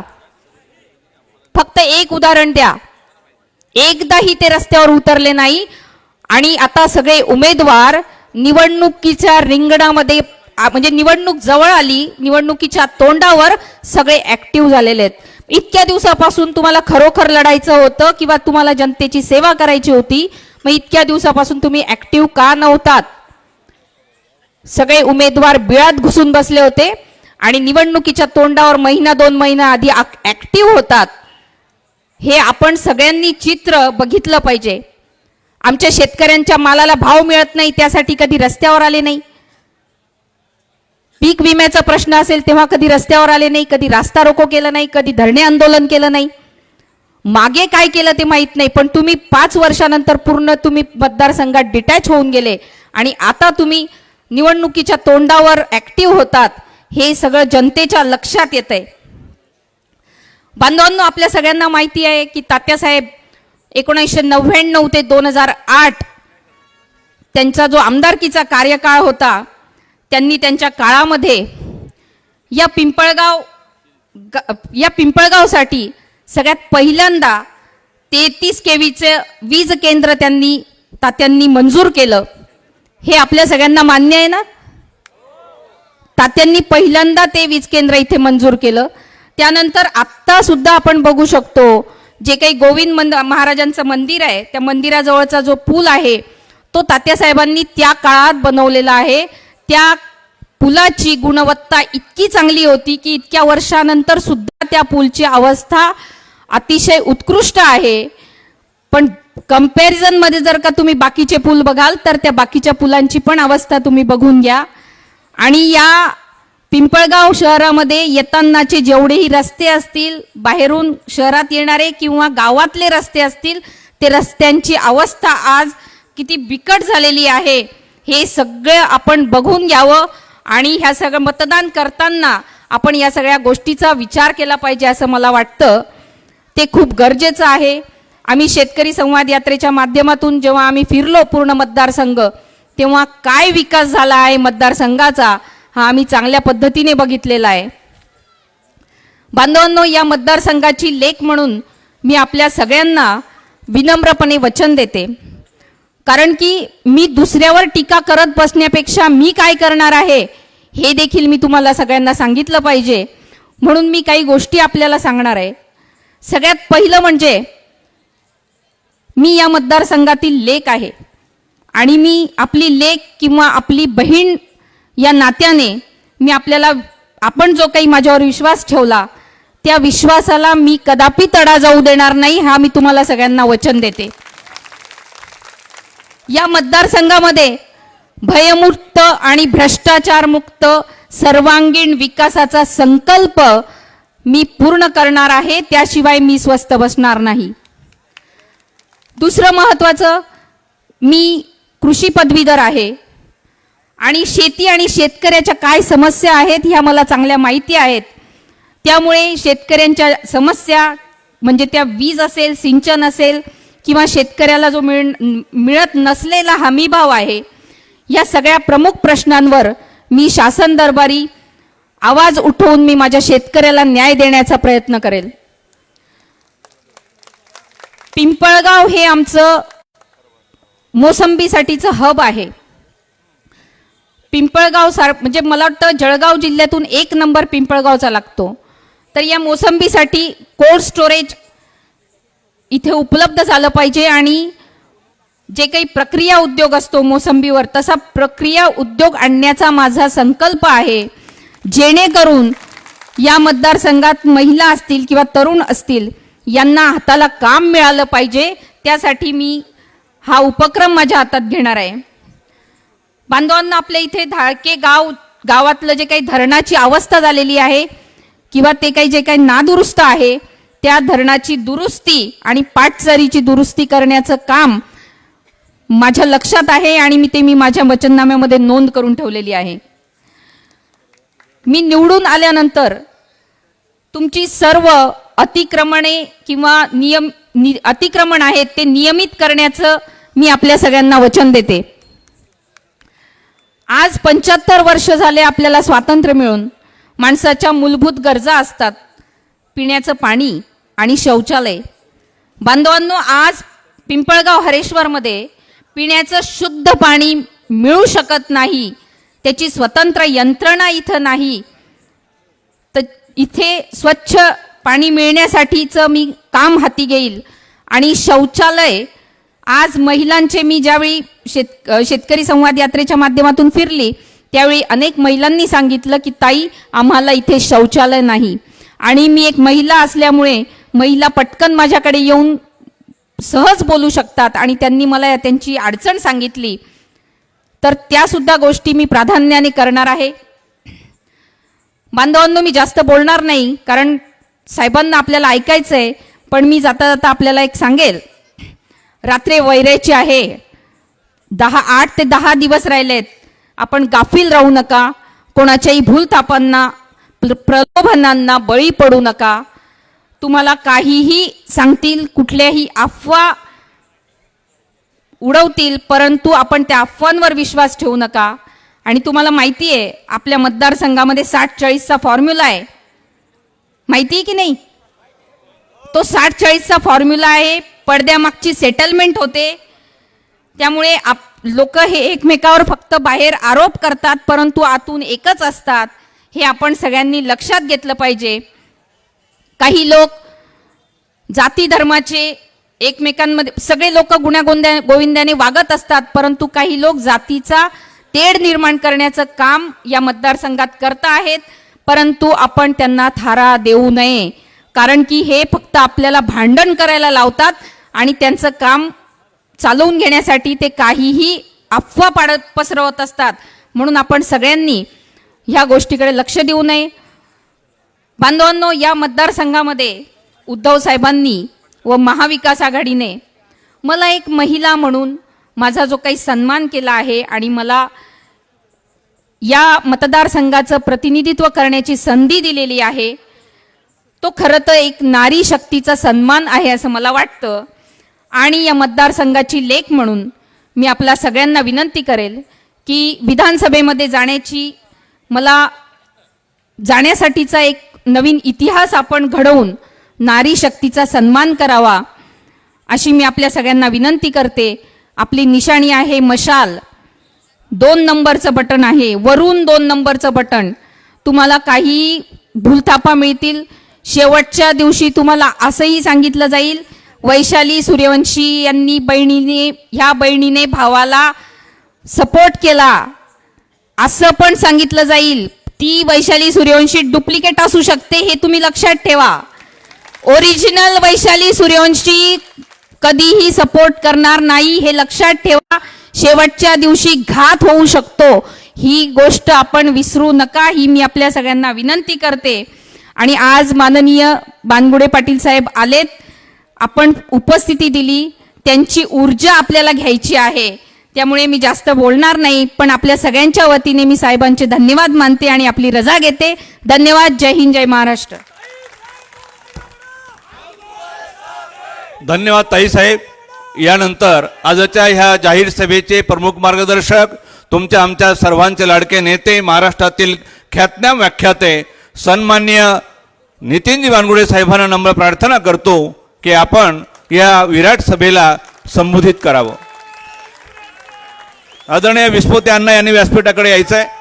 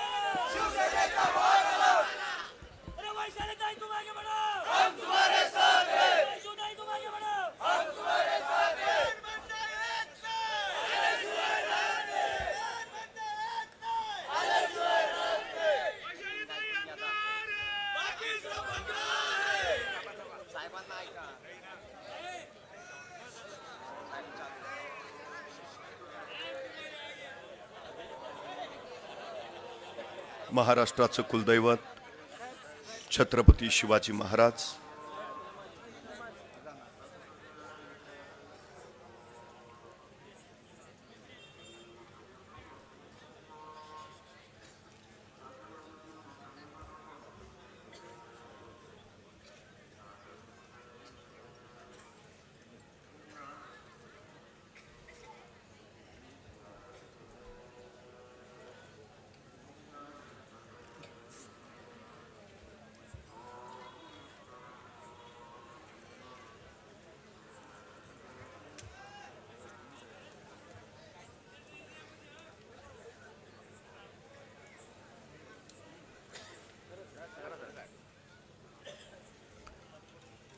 महाराष्ट्राचं कुलदैवत छत्रपती शिवाजी महाराज, वंदनीय हिंदू हृदय सम्राट शिवसेना प्रमुख बाळासाहेब ठाकरे, शिवसेना पक्षप्रमुख आदरणीय उद्धवजी ठाकरे, युवा सेना प्रमुख आदित्यजी ठाकरे, 2024च्या विधानसभा निवडणुकीच्या या प्रचार सभेसाठी आदरणीय राष्ट्रवादी काँग्रेसचे अध्यक्ष शरदचंद्रजी पवार, सन्माननीय राहुलजी गांधी आणि शिवसेना उद्धव बाळासाहेब ठाकरे पक्षाचे मंचावर उपस्थित असणारे सर्व पदाधिकारी आणि वैशालीताई सूर्यवंशी यांना विजयी करण्यासाठी उपस्थित असलेले आपण सर्व. खरं तर इथं आल्यावर मला पहिल्यांदा वाटलं ही प्रचाराची सभा आहे का 23 तारखेच्या विजयाच्या गुलालाची सभा आहे. रस्त्याने येता येता बोर्ड दिसतोय का फरक? मी 2019 साली सुद्धा आलो होतो, मला तर काही फरक दिसला नाही. कारण तासाभरात पोचणारा मी जवळपास 1.5 तास झाले तरी इथं पोचेना. परमेश्वराकडे जाणारा मार्ग खडतर असतो मला माहिती होतं, पण पिंपळगावला येणारा मार्ग सुद्धा इतका खडतर असतो हे पहिल्यांदा कळलं. त्यामुळे मला प्रश्न असा पडलाय की 10 वर्ष ज्यांनी आमदारकी भोगली ते ह्या निवडणुकीमध्ये तुमच्या पुढे येऊन नेमकं काय सांगत असतील. यंदा ताई त्यांनी जाहीरनामा काढलाच नसेल, कारण 10 वर्ष सगळंच करून झालं असेल. आणि जर जाहीरनामा वगैरे काही काढला असेल तर तुम्ही 10 वर्ष केलं काय हा प्रश्न जनताच त्यांना विचारेल. एक सद्ग्रस्त होते, रोज सकाळी कामावर जायचंय, दुपारी जेवायची सुट्टी झाली की सगळ्यांबरोबर जेवायला बसायचे. एके दिवशी जेवायला बसले, डबा उघडला. डबा उघडून बघितला, डब्यात खिचडी. म्हणले धत तरी की खिचडी आपल्याला अजिबात आवडत नाही, पण खाल्ली निमुठपणे करतो काय. दुसऱ्या दिवशी परत कामावर गेले, परत दुपारची सुट्टी झाली, परत डबा उघडला. डबा उघडून बघितला, डब्यात परत खिचडी. अरे काय कटकट आहे राव, रोज खिचडी खिचडी, पण खाल्ली निमुठपणे. तिसऱ्या दिवशी परत कामावर गेले, दुपारी सगळ्यांवर जेवायला बसले, परत डबा उघडला. डबा उघडून बघितला, डब्यात परत खिचडी. अरे काय कटकट आहे राव, वैताग आलाय नुसता, रोज खिचडी खिचडी खिचडी. त्याची तनतन शेजाऱ्यानं ऐकली आणि शेजारी म्हटला, हिथं बोलून काय उपयोग आहे का, त्यापेक्षा घरी जाऊन बायकोला सांग, बाई ग मला खिचडी आवडत नाही, दुसरं काहीतरी बनवून दे, हिथं बोलून काय उपयोग. तसा तो म्हणला, हे बघ माझं अजून लग्न झालं नाही, त्यामुळं मला बायको नाही, त्यामुळं माझा स्वयंपाक मीच बनवतो आणि मला खिचडी शिवाय दुसरं काही बनवता येत नाही. म्हणजे खिचडी केली कुणी यानीच, आणि वरनं खिचडी आपल्याला अजिबात आवडत नाही. अरे केली कुणी, भडगाव पाचोरा विधानसभाच्या विकास कामांची खिचडी केली कुणी, आता या निवडणुकीत तेच येतील. खिचडी आम्हाला अजिबात आवडत नाही. अरे केली कुणी. तुम्हाला आता खिचडी हवी आहे का प्रगतीचं शिवभोजन हवंय, हे आता तुम्ही ठरवायचं आहे. 2019 मी इथं आलो होतो. वंदनीय हिंदू हृदय सम्राट शिवसेना प्रमुख बाळासाहेब ठाकरेंच्या कडवट शिवसैनिकासाठी आलो होतो. आरो तात्यांचा संपन्न वारसा पुढे नेणाऱ्या उमेदवारासाठी इथं आलो होतो. पण दुर्दैव, विचारांशी गद्दारी होईल असं वाटलं नव्हतं.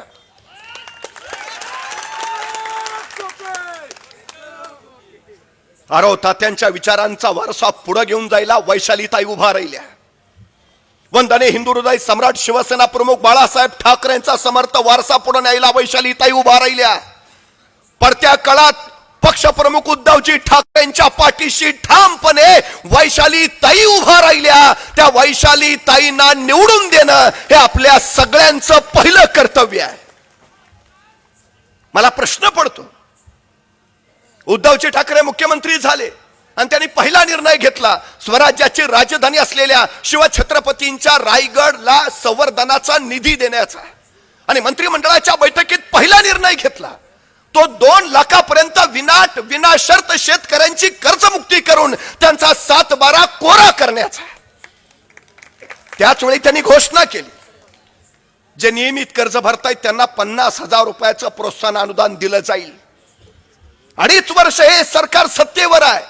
उद्धवजी ठाकरेंनी घोषित केलेले 50,000 रुपये अजूनही शेतकऱ्यांच्या खात्यावर जमा झालेले नाहीत. उद्धवजी ठाकरे मुख्यमंत्री होते, पीक विमा वेळेवर मिळत होता.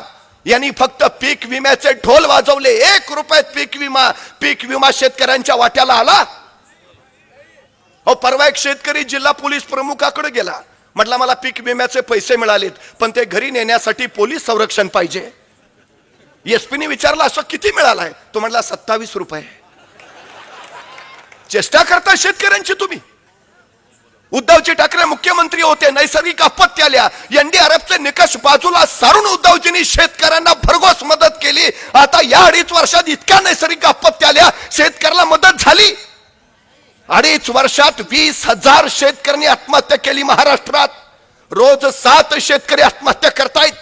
परवा यवतमाळच्या शेतकऱ्यानं तोंडात विद्युत तार धरून आत्महत्या केली. काय वाट्याला आलाय शेतकऱ्यांच्या? जो जगाचा पोशिंदा तोच जगू शकत नाही, राज्य कुणासाठी आणि कशासाठी? काय परिस्थिती आहे आज? 2014 साली सोयाबीनचा दर होता 7,000 रुपये.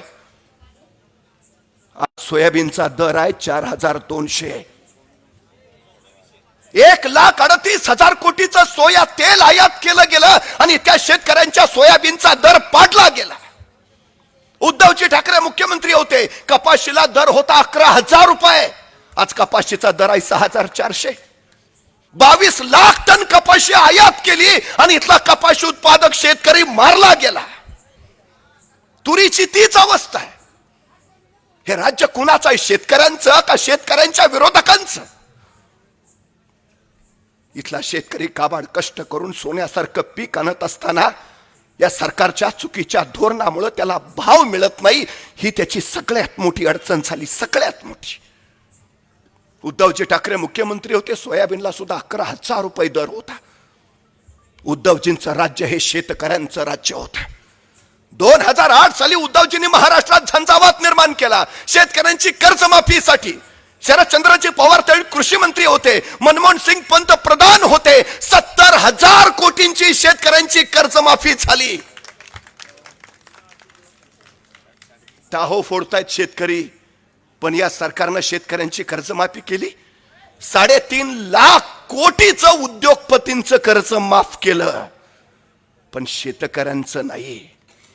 हे शेतकऱ्यांचं नाही, हे उद्योगपतींचं सरकार आहे. जगणं महाग करून टाकलं यांनी. 2014 साली कापूस वेचणीचा दर किलोला 3 रुपये होता. आज 2024 साली कापूस वेचणीचा किलोचा दर 10 रुपये झालाय. 13 रुपये वाढतोच आहे. 2014 साली हिरो होंडा 55,000ला यायची, त्यात 60 रुपये लिटरचं पेट्रोल शेतकरी टाकायचा आणि हितनं पाचोरा गाठायचा. आता हिरो होंडा 1,10,000ला आणि पेट्रोल 110 रुपयाला. ते म्हणते राहू दे, कशाला जायचं. 2014 साली बैलाची किंमत 15,000 रुपये होती, आता बैलाची किंमत झाली 55,000 रुपये. शेतकरी घरात सिलेंडर 400 रुपयाला आणत होता, आता तो सिलेंडर 1,1100 रुपयाला गेला. अरे बाकी सगळ्या गोष्टींचे भाव वाढले, पण शेतकऱ्याच्या पिकाचा भाव मात्र वाढला नाही. का? कुणासाठी राज्य आहे? कधीतरी या सगळ्या गोष्टींचा विचार केला पाहिजे आम्ही. याने नुसत्या घोषणा केल्या, नुसत्या घोषणा. मला काही काही लोक सांगत होते पिण्याचं पाणी शुद्ध मिळत नाही. तर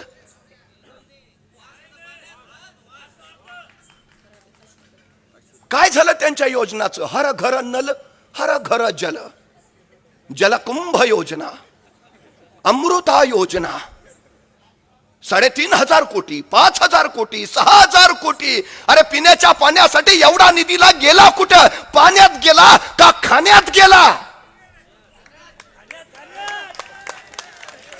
ताई, परवा एका वृत्तपत्रात 2019ला हे जे उमेदवार उभा राहिले होते त्यांच्या संपत्तीचं विवरण आलंय. त्यापैकी काही या मिंदे सरकारमध्ये मंत्री झाले, गद्दारांची पण नोंद त्यात आहे. 2024ला त्यांच्या संपत्तीचं विवरण आलंय.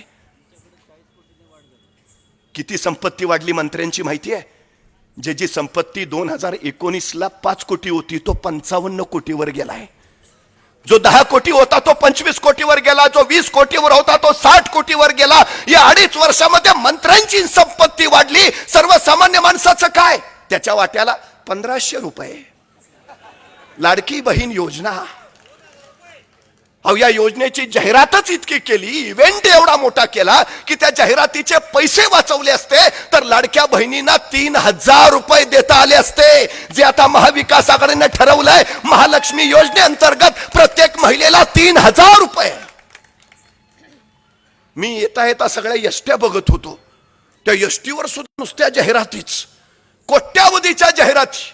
अहो त्या जाहिरातीचे पैसे जरी वाचवले असते तर आमच्या पिंपळगावचं एसटी स्टँड विमानतळासारखं झालं असतं.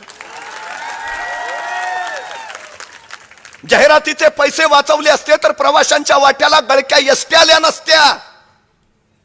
पण तुम्हाला देण्यात नाही, दाखवण्यात रस आहे. सगळ्यात मोठी अडचण आहे ती ही, सगळ्यात मोठी. काय अवस्था आहे आमच्या तरुण पोरांची? नोकऱ्या आहेत. कोरोना कालखंडामध्ये उद्धवजी ठाकरे मुख्यमंत्री होते. हॉस्पिटलची कमतरता, आरोग्य कर्मचाऱ्यांची कमतरता, डॉक्टरांची कमतरता, ऑक्सिजनची कमतरता. पण एवढा असूनही उद्धवजींनी महाराष्ट्र सुखरूप आणि सुरक्षित ठेवला. कोरोनाच्या संकटामध्ये त्यांनी महाराष्ट्र वाचवला. परवा सांगलीचा स्वच्छता कर्मचारी मला सांगत होता, महाराष्ट्र खरंच भाग्यवान आहे, कारण महाराष्ट्राला योग्य वेळी उद्धवजी ठाकरेंसारखं नेतृत्व मिळालं. कोरोना कालखंडामध्ये जर उद्धवजी मुख्यमंत्री नसते तर महाराष्ट्राच्या रस्त्यावर माणसं मरून पडलेली तुम्हाला दिसली असती. देशात 5 वेळा सर्वेक्षण झाली त्यावेळी, आणि देशातील पहिल्या 5 सर्वोत्तम मुख्यमंत्री म्हणून उद्धवजींचा गौरव झाला. उद्धवजींच्या काळात परकीय गुंतवणूक महाराष्ट्रात आली, उद्योगधंदे इथं वाढले, घट झाली, महाराष्ट्र थांबला नाही, महाराष्ट्र थांबणार नाही असं सांगत उद्धवजींनी महाराष्ट्र प्रगती पथावर नेला. मग शिवसेना फोडली का? 40 गद्दार सुरत गुवाहाटीला का गेले? सगळं उत्तम चालू होतं, मग शिवसेना फोडायचं कारण यांना महाराष्ट्र लुटायचा होता. जोपर्यंत उद्धवजी आहेत तोपर्यंत ते शक्य नाही, त्यांना कळालं होतं. जोपर्यंत इथं शिवसेना आहे तोपर्यंत महाराष्ट्राच्या गर्दनीला तुम्ही नख लावणार नाही याची खात्री होती, म्हणून शिवसेना फोडली. महाराष्ट्र अजून ती रात्र विसरला नाही ज्या दिवशी उद्धवजी ठाकरेंनी वर्षा बंगला सोडला आणि ते मातोश्रीकडे निघाले. अवघ्या महाराष्ट्राच्या डोळ्यात पाणी होतं, सगळा महाराष्ट्र हळहळत होता. आणि त्यावेळी हे 40 गद्दार टेबलावर उभा राहून नाचत होते. अरे उद्धवजी मुख्यमंत्री पदावर उतरले म्हणून तुम्ही नाचत होता का? महाराष्ट्र लुटण्यासाठी यांना उघडा करून दिला म्हणून तुम्ही नाचत होता? गद्दारी शिवसेनेशी नाही, गद्दारी महाराष्ट्राशी झाली आहे. उद्धवजी ठाकरे मुख्यमंत्री होते, महाराष्ट्रातला एकही उद्योग गुजरातला गेला नाही, एकही.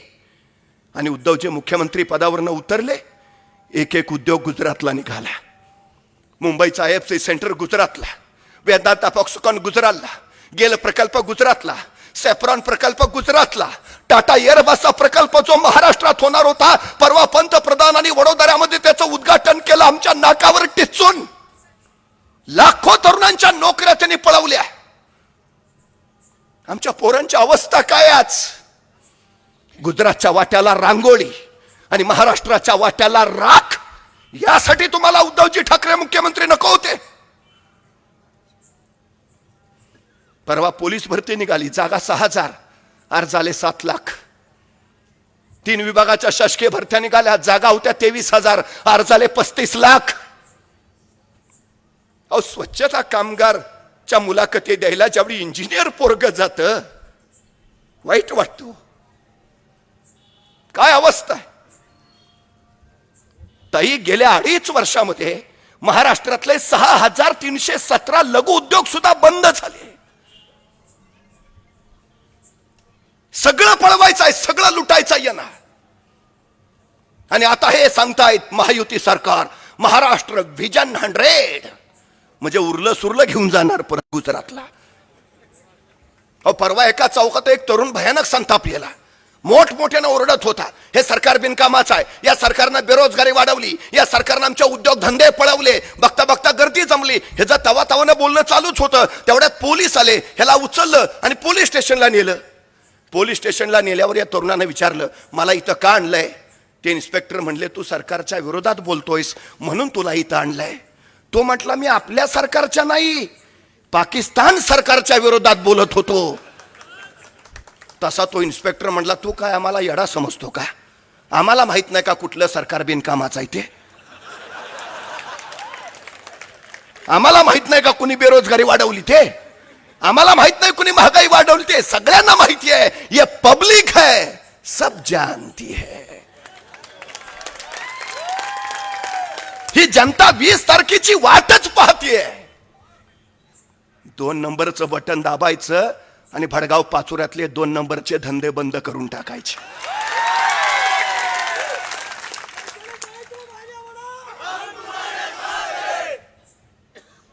काय अवस्था आहे हो इथली? शेतकऱ्यांना हमी भाव नाही. शेती करून काय मिळत नाही तर पोरं शिकवावी. तर या मिंदे सरकारनं 62,000 शाळा खाजगी कंपन्यांना दिल्या. पटसंख्या कमी आहे म्हणून आमच्या शाळा बंद करून टाकल्या. 14,713 शाळा बंद झाल्या. ललिताताई, पहिलीमध्ये प्रवेश घेणाऱ्या मुलींची संख्या होती 1,03,00,000. त्यापैकी 12वीत किती पोचल्या माहिती आहे? फक्त 20 लाख. शिक्षण प्रवाहातनं बाहेर किती फेकल्या मुली? 83 लाख. अहो, या 83 लाख मुली शिकल्या असत्या, त्यांच्या पायावर उभा राहिल्या असत्या तरी स्वतःच्या हिमतीवर त्यांनीच 50,000 रुपये पगार कमावला असता. तुमच्या 1500 टिकल्याची गरज नव्हती. पण यांनी शिक्षण बंद केलं, शाळा बंद केल्या. या मुली शिक्षण प्रवाहात कशा जातील याच्यावर अभ्यास समिती नेमल्यापेक्षा यांनी अभ्यास समिती कशावर नेमली माहिती आहे? महाराष्ट्रातल्या बियर विक्रीत घट झाली आहे. महाराष्ट्रातली बियर विक्री कशी वाढवावी यासाठी या सरकारनं अभ्यास समिती नेमली आहे. तुम्हाला शिक्षित महाराष्ट्र हवाय का झुमता महाराष्ट्र हवाय? कुठे घेऊन चाललाय महाराष्ट्र आमचा तुम्ही? काय अवस्था इथल्या पोरांची? कधीतरी या सगळ्या गोष्टींचा मी शांतपणे विचार केला पाहिजे. सामाजिक वातावरण बिघडून टाकलं यांनी सगळं. आता ते चाललंय बटेंगे तो कटेंगे. अरे हा महाराष्ट्र आहे. हातातला रुमना बाजूला टाकून दिल्लीच्या तख्ताला धडका देणारा महाराष्ट्र. चिनाबच्या पल्याड जाऊन अब्दालीच्या नांग्यात ठेचणारा महाराष्ट्र. बचेंगे तो और भी लढेंगे म्हणा तू तरेत थैमान घालणारा महाराष्ट्र. मरहट्टा हूं मारूंगा तो चढकर मारूंगा असं म्हणत शत्रूला आसमान दाखवणारा महाराष्ट्र. हा महाराष्ट्र ना बटेगा ना कटेगा, लढेगा, जीतेगा और आगे भी बढ़ेगा. पूर्वी आम्हाला शिकवलं जायचं दगडावर दगड घासला की ठिणग्या उडतात आणि मग अग्नीचा शोध लागला. आता ह्यांना नवीन शोध लागलाय. जातीवर जात घासली, धर्मावर धर्म घासला की ठिणग्या उडतात, मग आग लागते आणि त्याच्यावर आपल्या सत्तेची पोळी भाजून घेता येते. सजग राहायला हवं, आपण सावध राहायला हवं. यांचे मनसुबे उधळून लावायला हवेत. विकासाकडे जायचंय आपल्याला, अधोगतीकडे नाही. 350 वर्षापूर्वी छत्रपती शिवाजी महाराजांनी 18 पगड जाती धर्माचं राज्य उभा केलं. हे स्वराज्य. आमचा शिवसैनिक ज्यावेळी हातामध्ये शिवबंधन बांधतो ना, तो शिवछत्रपतींचा 18 पगड जातीचा महाराष्ट्र मी अखंड आणि एकसंग ठेवेन अशी शपथ घेतो. केवढ्या घोषणा केल्या हो त्यांनी. 15 लाख रुपये देतो म्हणणारे 1500 वर आले. आताही अनेक घोषणा केल्यात. कर्जमाफी करू, मग 2.5 वर्ष झोपला होता.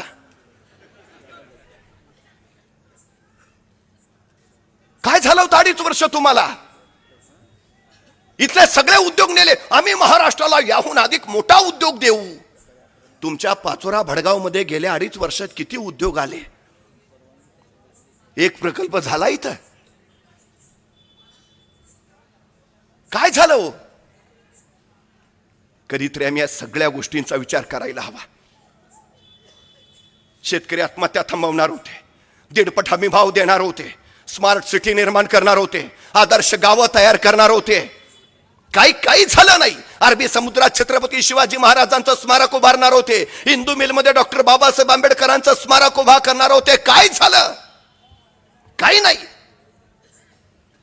मी परवा पुण्यात होतो महात्मा फुले मंडईत. ड्रायव्हरला सांगितलं गाडी आत लाव. मी बाहेरच उभा राहिलो. माझ्या शेजारी एक गजरेवाला होता.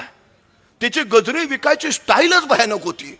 तो आल्या गेल्या ताईंकडे बघायचा आणि म्हणायचा, ओ ताई गजरा घ्या, 1 महिना सुकणार नाही. ओ ताई गजरा घ्या, 1 महिना सुकणार नाही. आणि महिला वळवळून गजरा घ्यायच्या. हो असला कसला गजरा 1 महिना सुकणार नाही. अर्ध्या तासात त्याची पाठी रिकामी झाली. तेवढ्या त्याच्या समोरून एक मॅडम निघाल्या होत्या. त्या मॅडमकडे बघत तो म्हणाला, ओ मॅडम गजरा घ्या, 1 महिना सुकणार नाही. त्या मॅडम तिथूनच वळाल्या आणि त्याला म्हणाल्या, गेल्या महिन्याचा अजून तसाच आहे. आता हे भाजपवाले येतील, हे देतो ते देतो, 15 लाख जमा करतो. सरळ सांगा, मागच्या वेळेचे अजून तसेच आहेत. अहो ह्यांची आश्वासनं म्हणजे लाबाडा घरची आवतानं. काय उपयोग आहे यांचा? शेतकऱ्यांचं राज्य उभा करायचं असेल, तरुणांच्या हाताला काम द्यायचं असेल, तर आम्हाला मशालीचं बटन दाबून वैशालीताईंना विजयी करावंच लागेल. ही सगळ्यात महत्वाची गरज आहे. आज परिस्थिती वेगळ्या दिशेची आली आहे.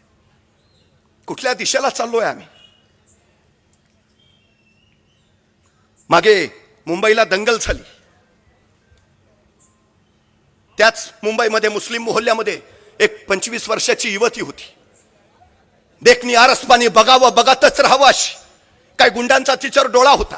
दंगलीच्या दंग्या दोप्याचा फायदा उठवावा आणि त्या युवतीची अब्रू लुटावी असा बेत त्यांनी आखला. आणि दंग लाईन जोमात असतानाच हे गुंड त्या युवतीच्या घराच्या दिशेनं सरकले. काळोख चिरत तिच्या दारापर्यंत पोहोचले. दारावर धडका पडू लागल्या. आतली युवती बावरली, शारली, घाबरली. खिडकीतनं बघितलं, गुंड दिसले. इरादा ध्यानी आला. तशी स्वतःची अब्रू वाचवण्यासाठी ती घराच्या मागच्या दारानं बेबान पळत सुटली. मुंबईच्या रस्त्यावरनं रात्रीच्या 12-12:30 वाजता पळते. जीवाच्या आकांताने धावते. पळता पळता एका बोळात शिरली. बोळातल्या एका घरात तिला उजेड दिसला. धपापत्या उरानं दार ठोठावलं. दार उघडलं गेलं. दारात उभा होता 89चा एक हिंदू युवक. दारात त्यानं मुस्लिम युवती पाहिली. त्याला आश्चर्य वाटलं. बाहेर दंगल चालली हिंदू मुस्लिमांची. ही मुलगी मुस्लिम, मग एका हिंदूच्या दारापुढं कशी? त्याने विचारलं, काय हवंय? ती युवती म्हणाली, काय गुंड माझ्या पाठलागावर आहेत. माझ्या अब्रू लुटायचा बेत आहे त्यांचा. एका रात्री पुरता मला आसरा मिळेल का? हा युवक म्हणला, निश्चिंत आत ये, घर तुझंच आहे. तिला आत घेतलं. स्वतःचं अंतरून पांघरून दिलं. सांगितलं, शांत झोप, इथं तुला कुठली भीती नाही. ती युवती झोपी गेली. हा दाराशी राखण करत बसला. ते गुंड येणार नाहीत, या युवतीला त्रास देणार नाहीत. पण राखण करता करता याच्या डोक्यात विचार आला, बाहेर दंगल चालली हिंदू मुस्लिमांची. ही मुलगी मुस्लिम, मी हिंदू, मग माझ्या घरात तिनं आसरा कसा मागितला? ते गुंड तरीच्या अब्रू लुटायच्या उद्देशानं हिच्या पाठलागार होते. पण घरात मीही एकटा आहे, तरुण आहे. मनात आणलं तर आता या क्षणी इथंच या युवतीची अब्रू मीही लुटू शकतो. मला थांबवणारं आणि हिला वाचवणारं इथं कुणी नाही. मग कुठल्या भरोशावर ती माझ्या घरात थांबलीये? रात्रभर विचार केला, उत्तर सुचलं नाही. सकाळ झाली, ती युवती जायला निघाली. जाताना तिनं आभार मानले. न राहून यानं विचारलं, बाहेर दंगल चालली हिंदू मुस्लिमांची. तू मुस्लिम, मी हिंदू, मग एका हिंदूच्या घरात तू आसरा कसा मागितला? तुला भीती नाही वाटली? ते गुंड तर तुझ्या अब्रू लुटणार होते. पण घरात मीही एकटा होतो, तरुण होतो. मनात आणलं असतं तर मीही तुझी इथंच रातोरात अब्रू लुटू शकलो असतो. तुला माझ्या तावडीतनं वाचवणारही कुणी नव्हतं. मग कुठल्या भरोशावर माझ्या घरात थांबलीस? तशी ती युवती म्हणाली, त्या गुंडांच्या तावडीतनं सुटण्यासाठी मुंबईच्या रस्त्यावरनं रात्रीच्या 12-12:30 वाजता मी जीवाच्या आकांताने पळत होते. बेबानपणे धावत होते. पळता पळता या बोळात शिरले. बोळातल्या तुझ्या घरात मला उजेड दिसला. पण तुझं दार ठोठवायच्या अगोदर मी तुझ्या घराच्या उघड्या खिडकीतून आत डोकावून बघितलं, तर तुझ्या घराच्या भिंतीवर मला छत्रपती शिवाजी महाराजांचा फोटो दिसला. आणि मगच मी दार ठोठावलं. कारण मला माहिती आहे, ज्या घरात छत्रपती शिवाजी महाराजांचा फोटो आहे त्या घरात कुणाच्याही अब्रूला धोका नाही. हे माझ्या महाराष्ट्राचं चारित्र्य आहे. हे काय परिस्थिती केली यांनी गेल्या 2.5 वर्षात महाराष्ट्राची. 47,000 महिलांवर अत्याचार झालेत एका वर्षात. 26,000 महिला महाराष्ट्रातनं गायब झाल्यात. रोज 129 महिलांवर अत्याचार होत आहेत. रोज. उद्धवजी ठाकरे मुख्यमंत्री होते. महिलांची सुरक्षा, महिलांचा सन्मान यासाठी त्यांनी शक्ती विधेयक पास केलं. पण गेल्या 2.5 वर्षात या सरकारला उद्धवजी ठाकरेंनी संमत केलेलं ते शक्ती विधेयक केंद्राकडून साधं मंजूर सुद्धा करून आणता आलं नाही. 3.5 वर्षाच्या चिमुरडीवर त्या बदलापूरला बलात्कारच झाला. सगळी जनता पेटून उठली, तर त्या पेटलेल्या जनतेवरच लाठी हल्ला केला. आम्ही न्याय मागायचा नाही.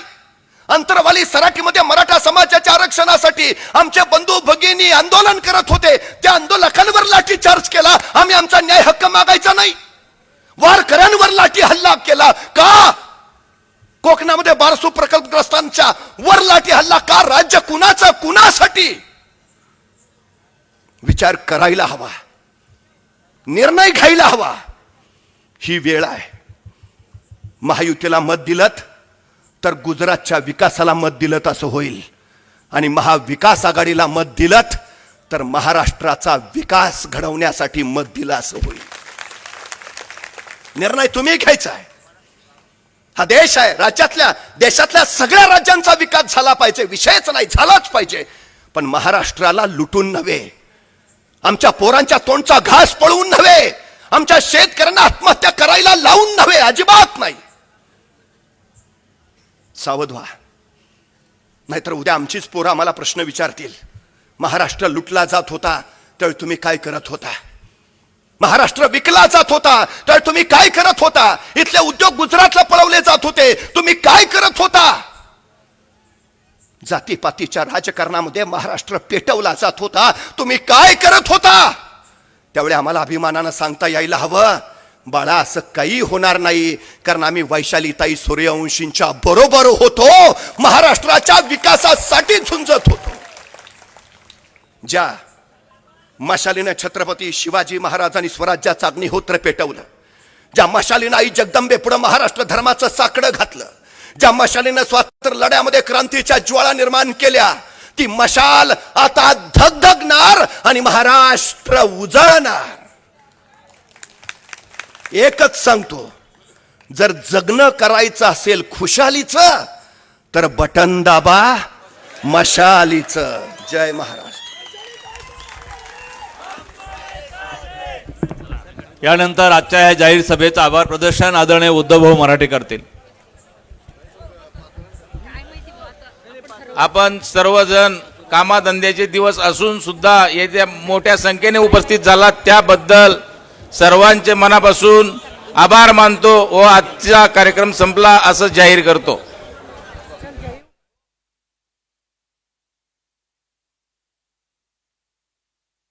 सार ठरविलंय जनतेने तुमच्या हक्काचे दिवस घेतील, गरिबांचे दिवस घेतील.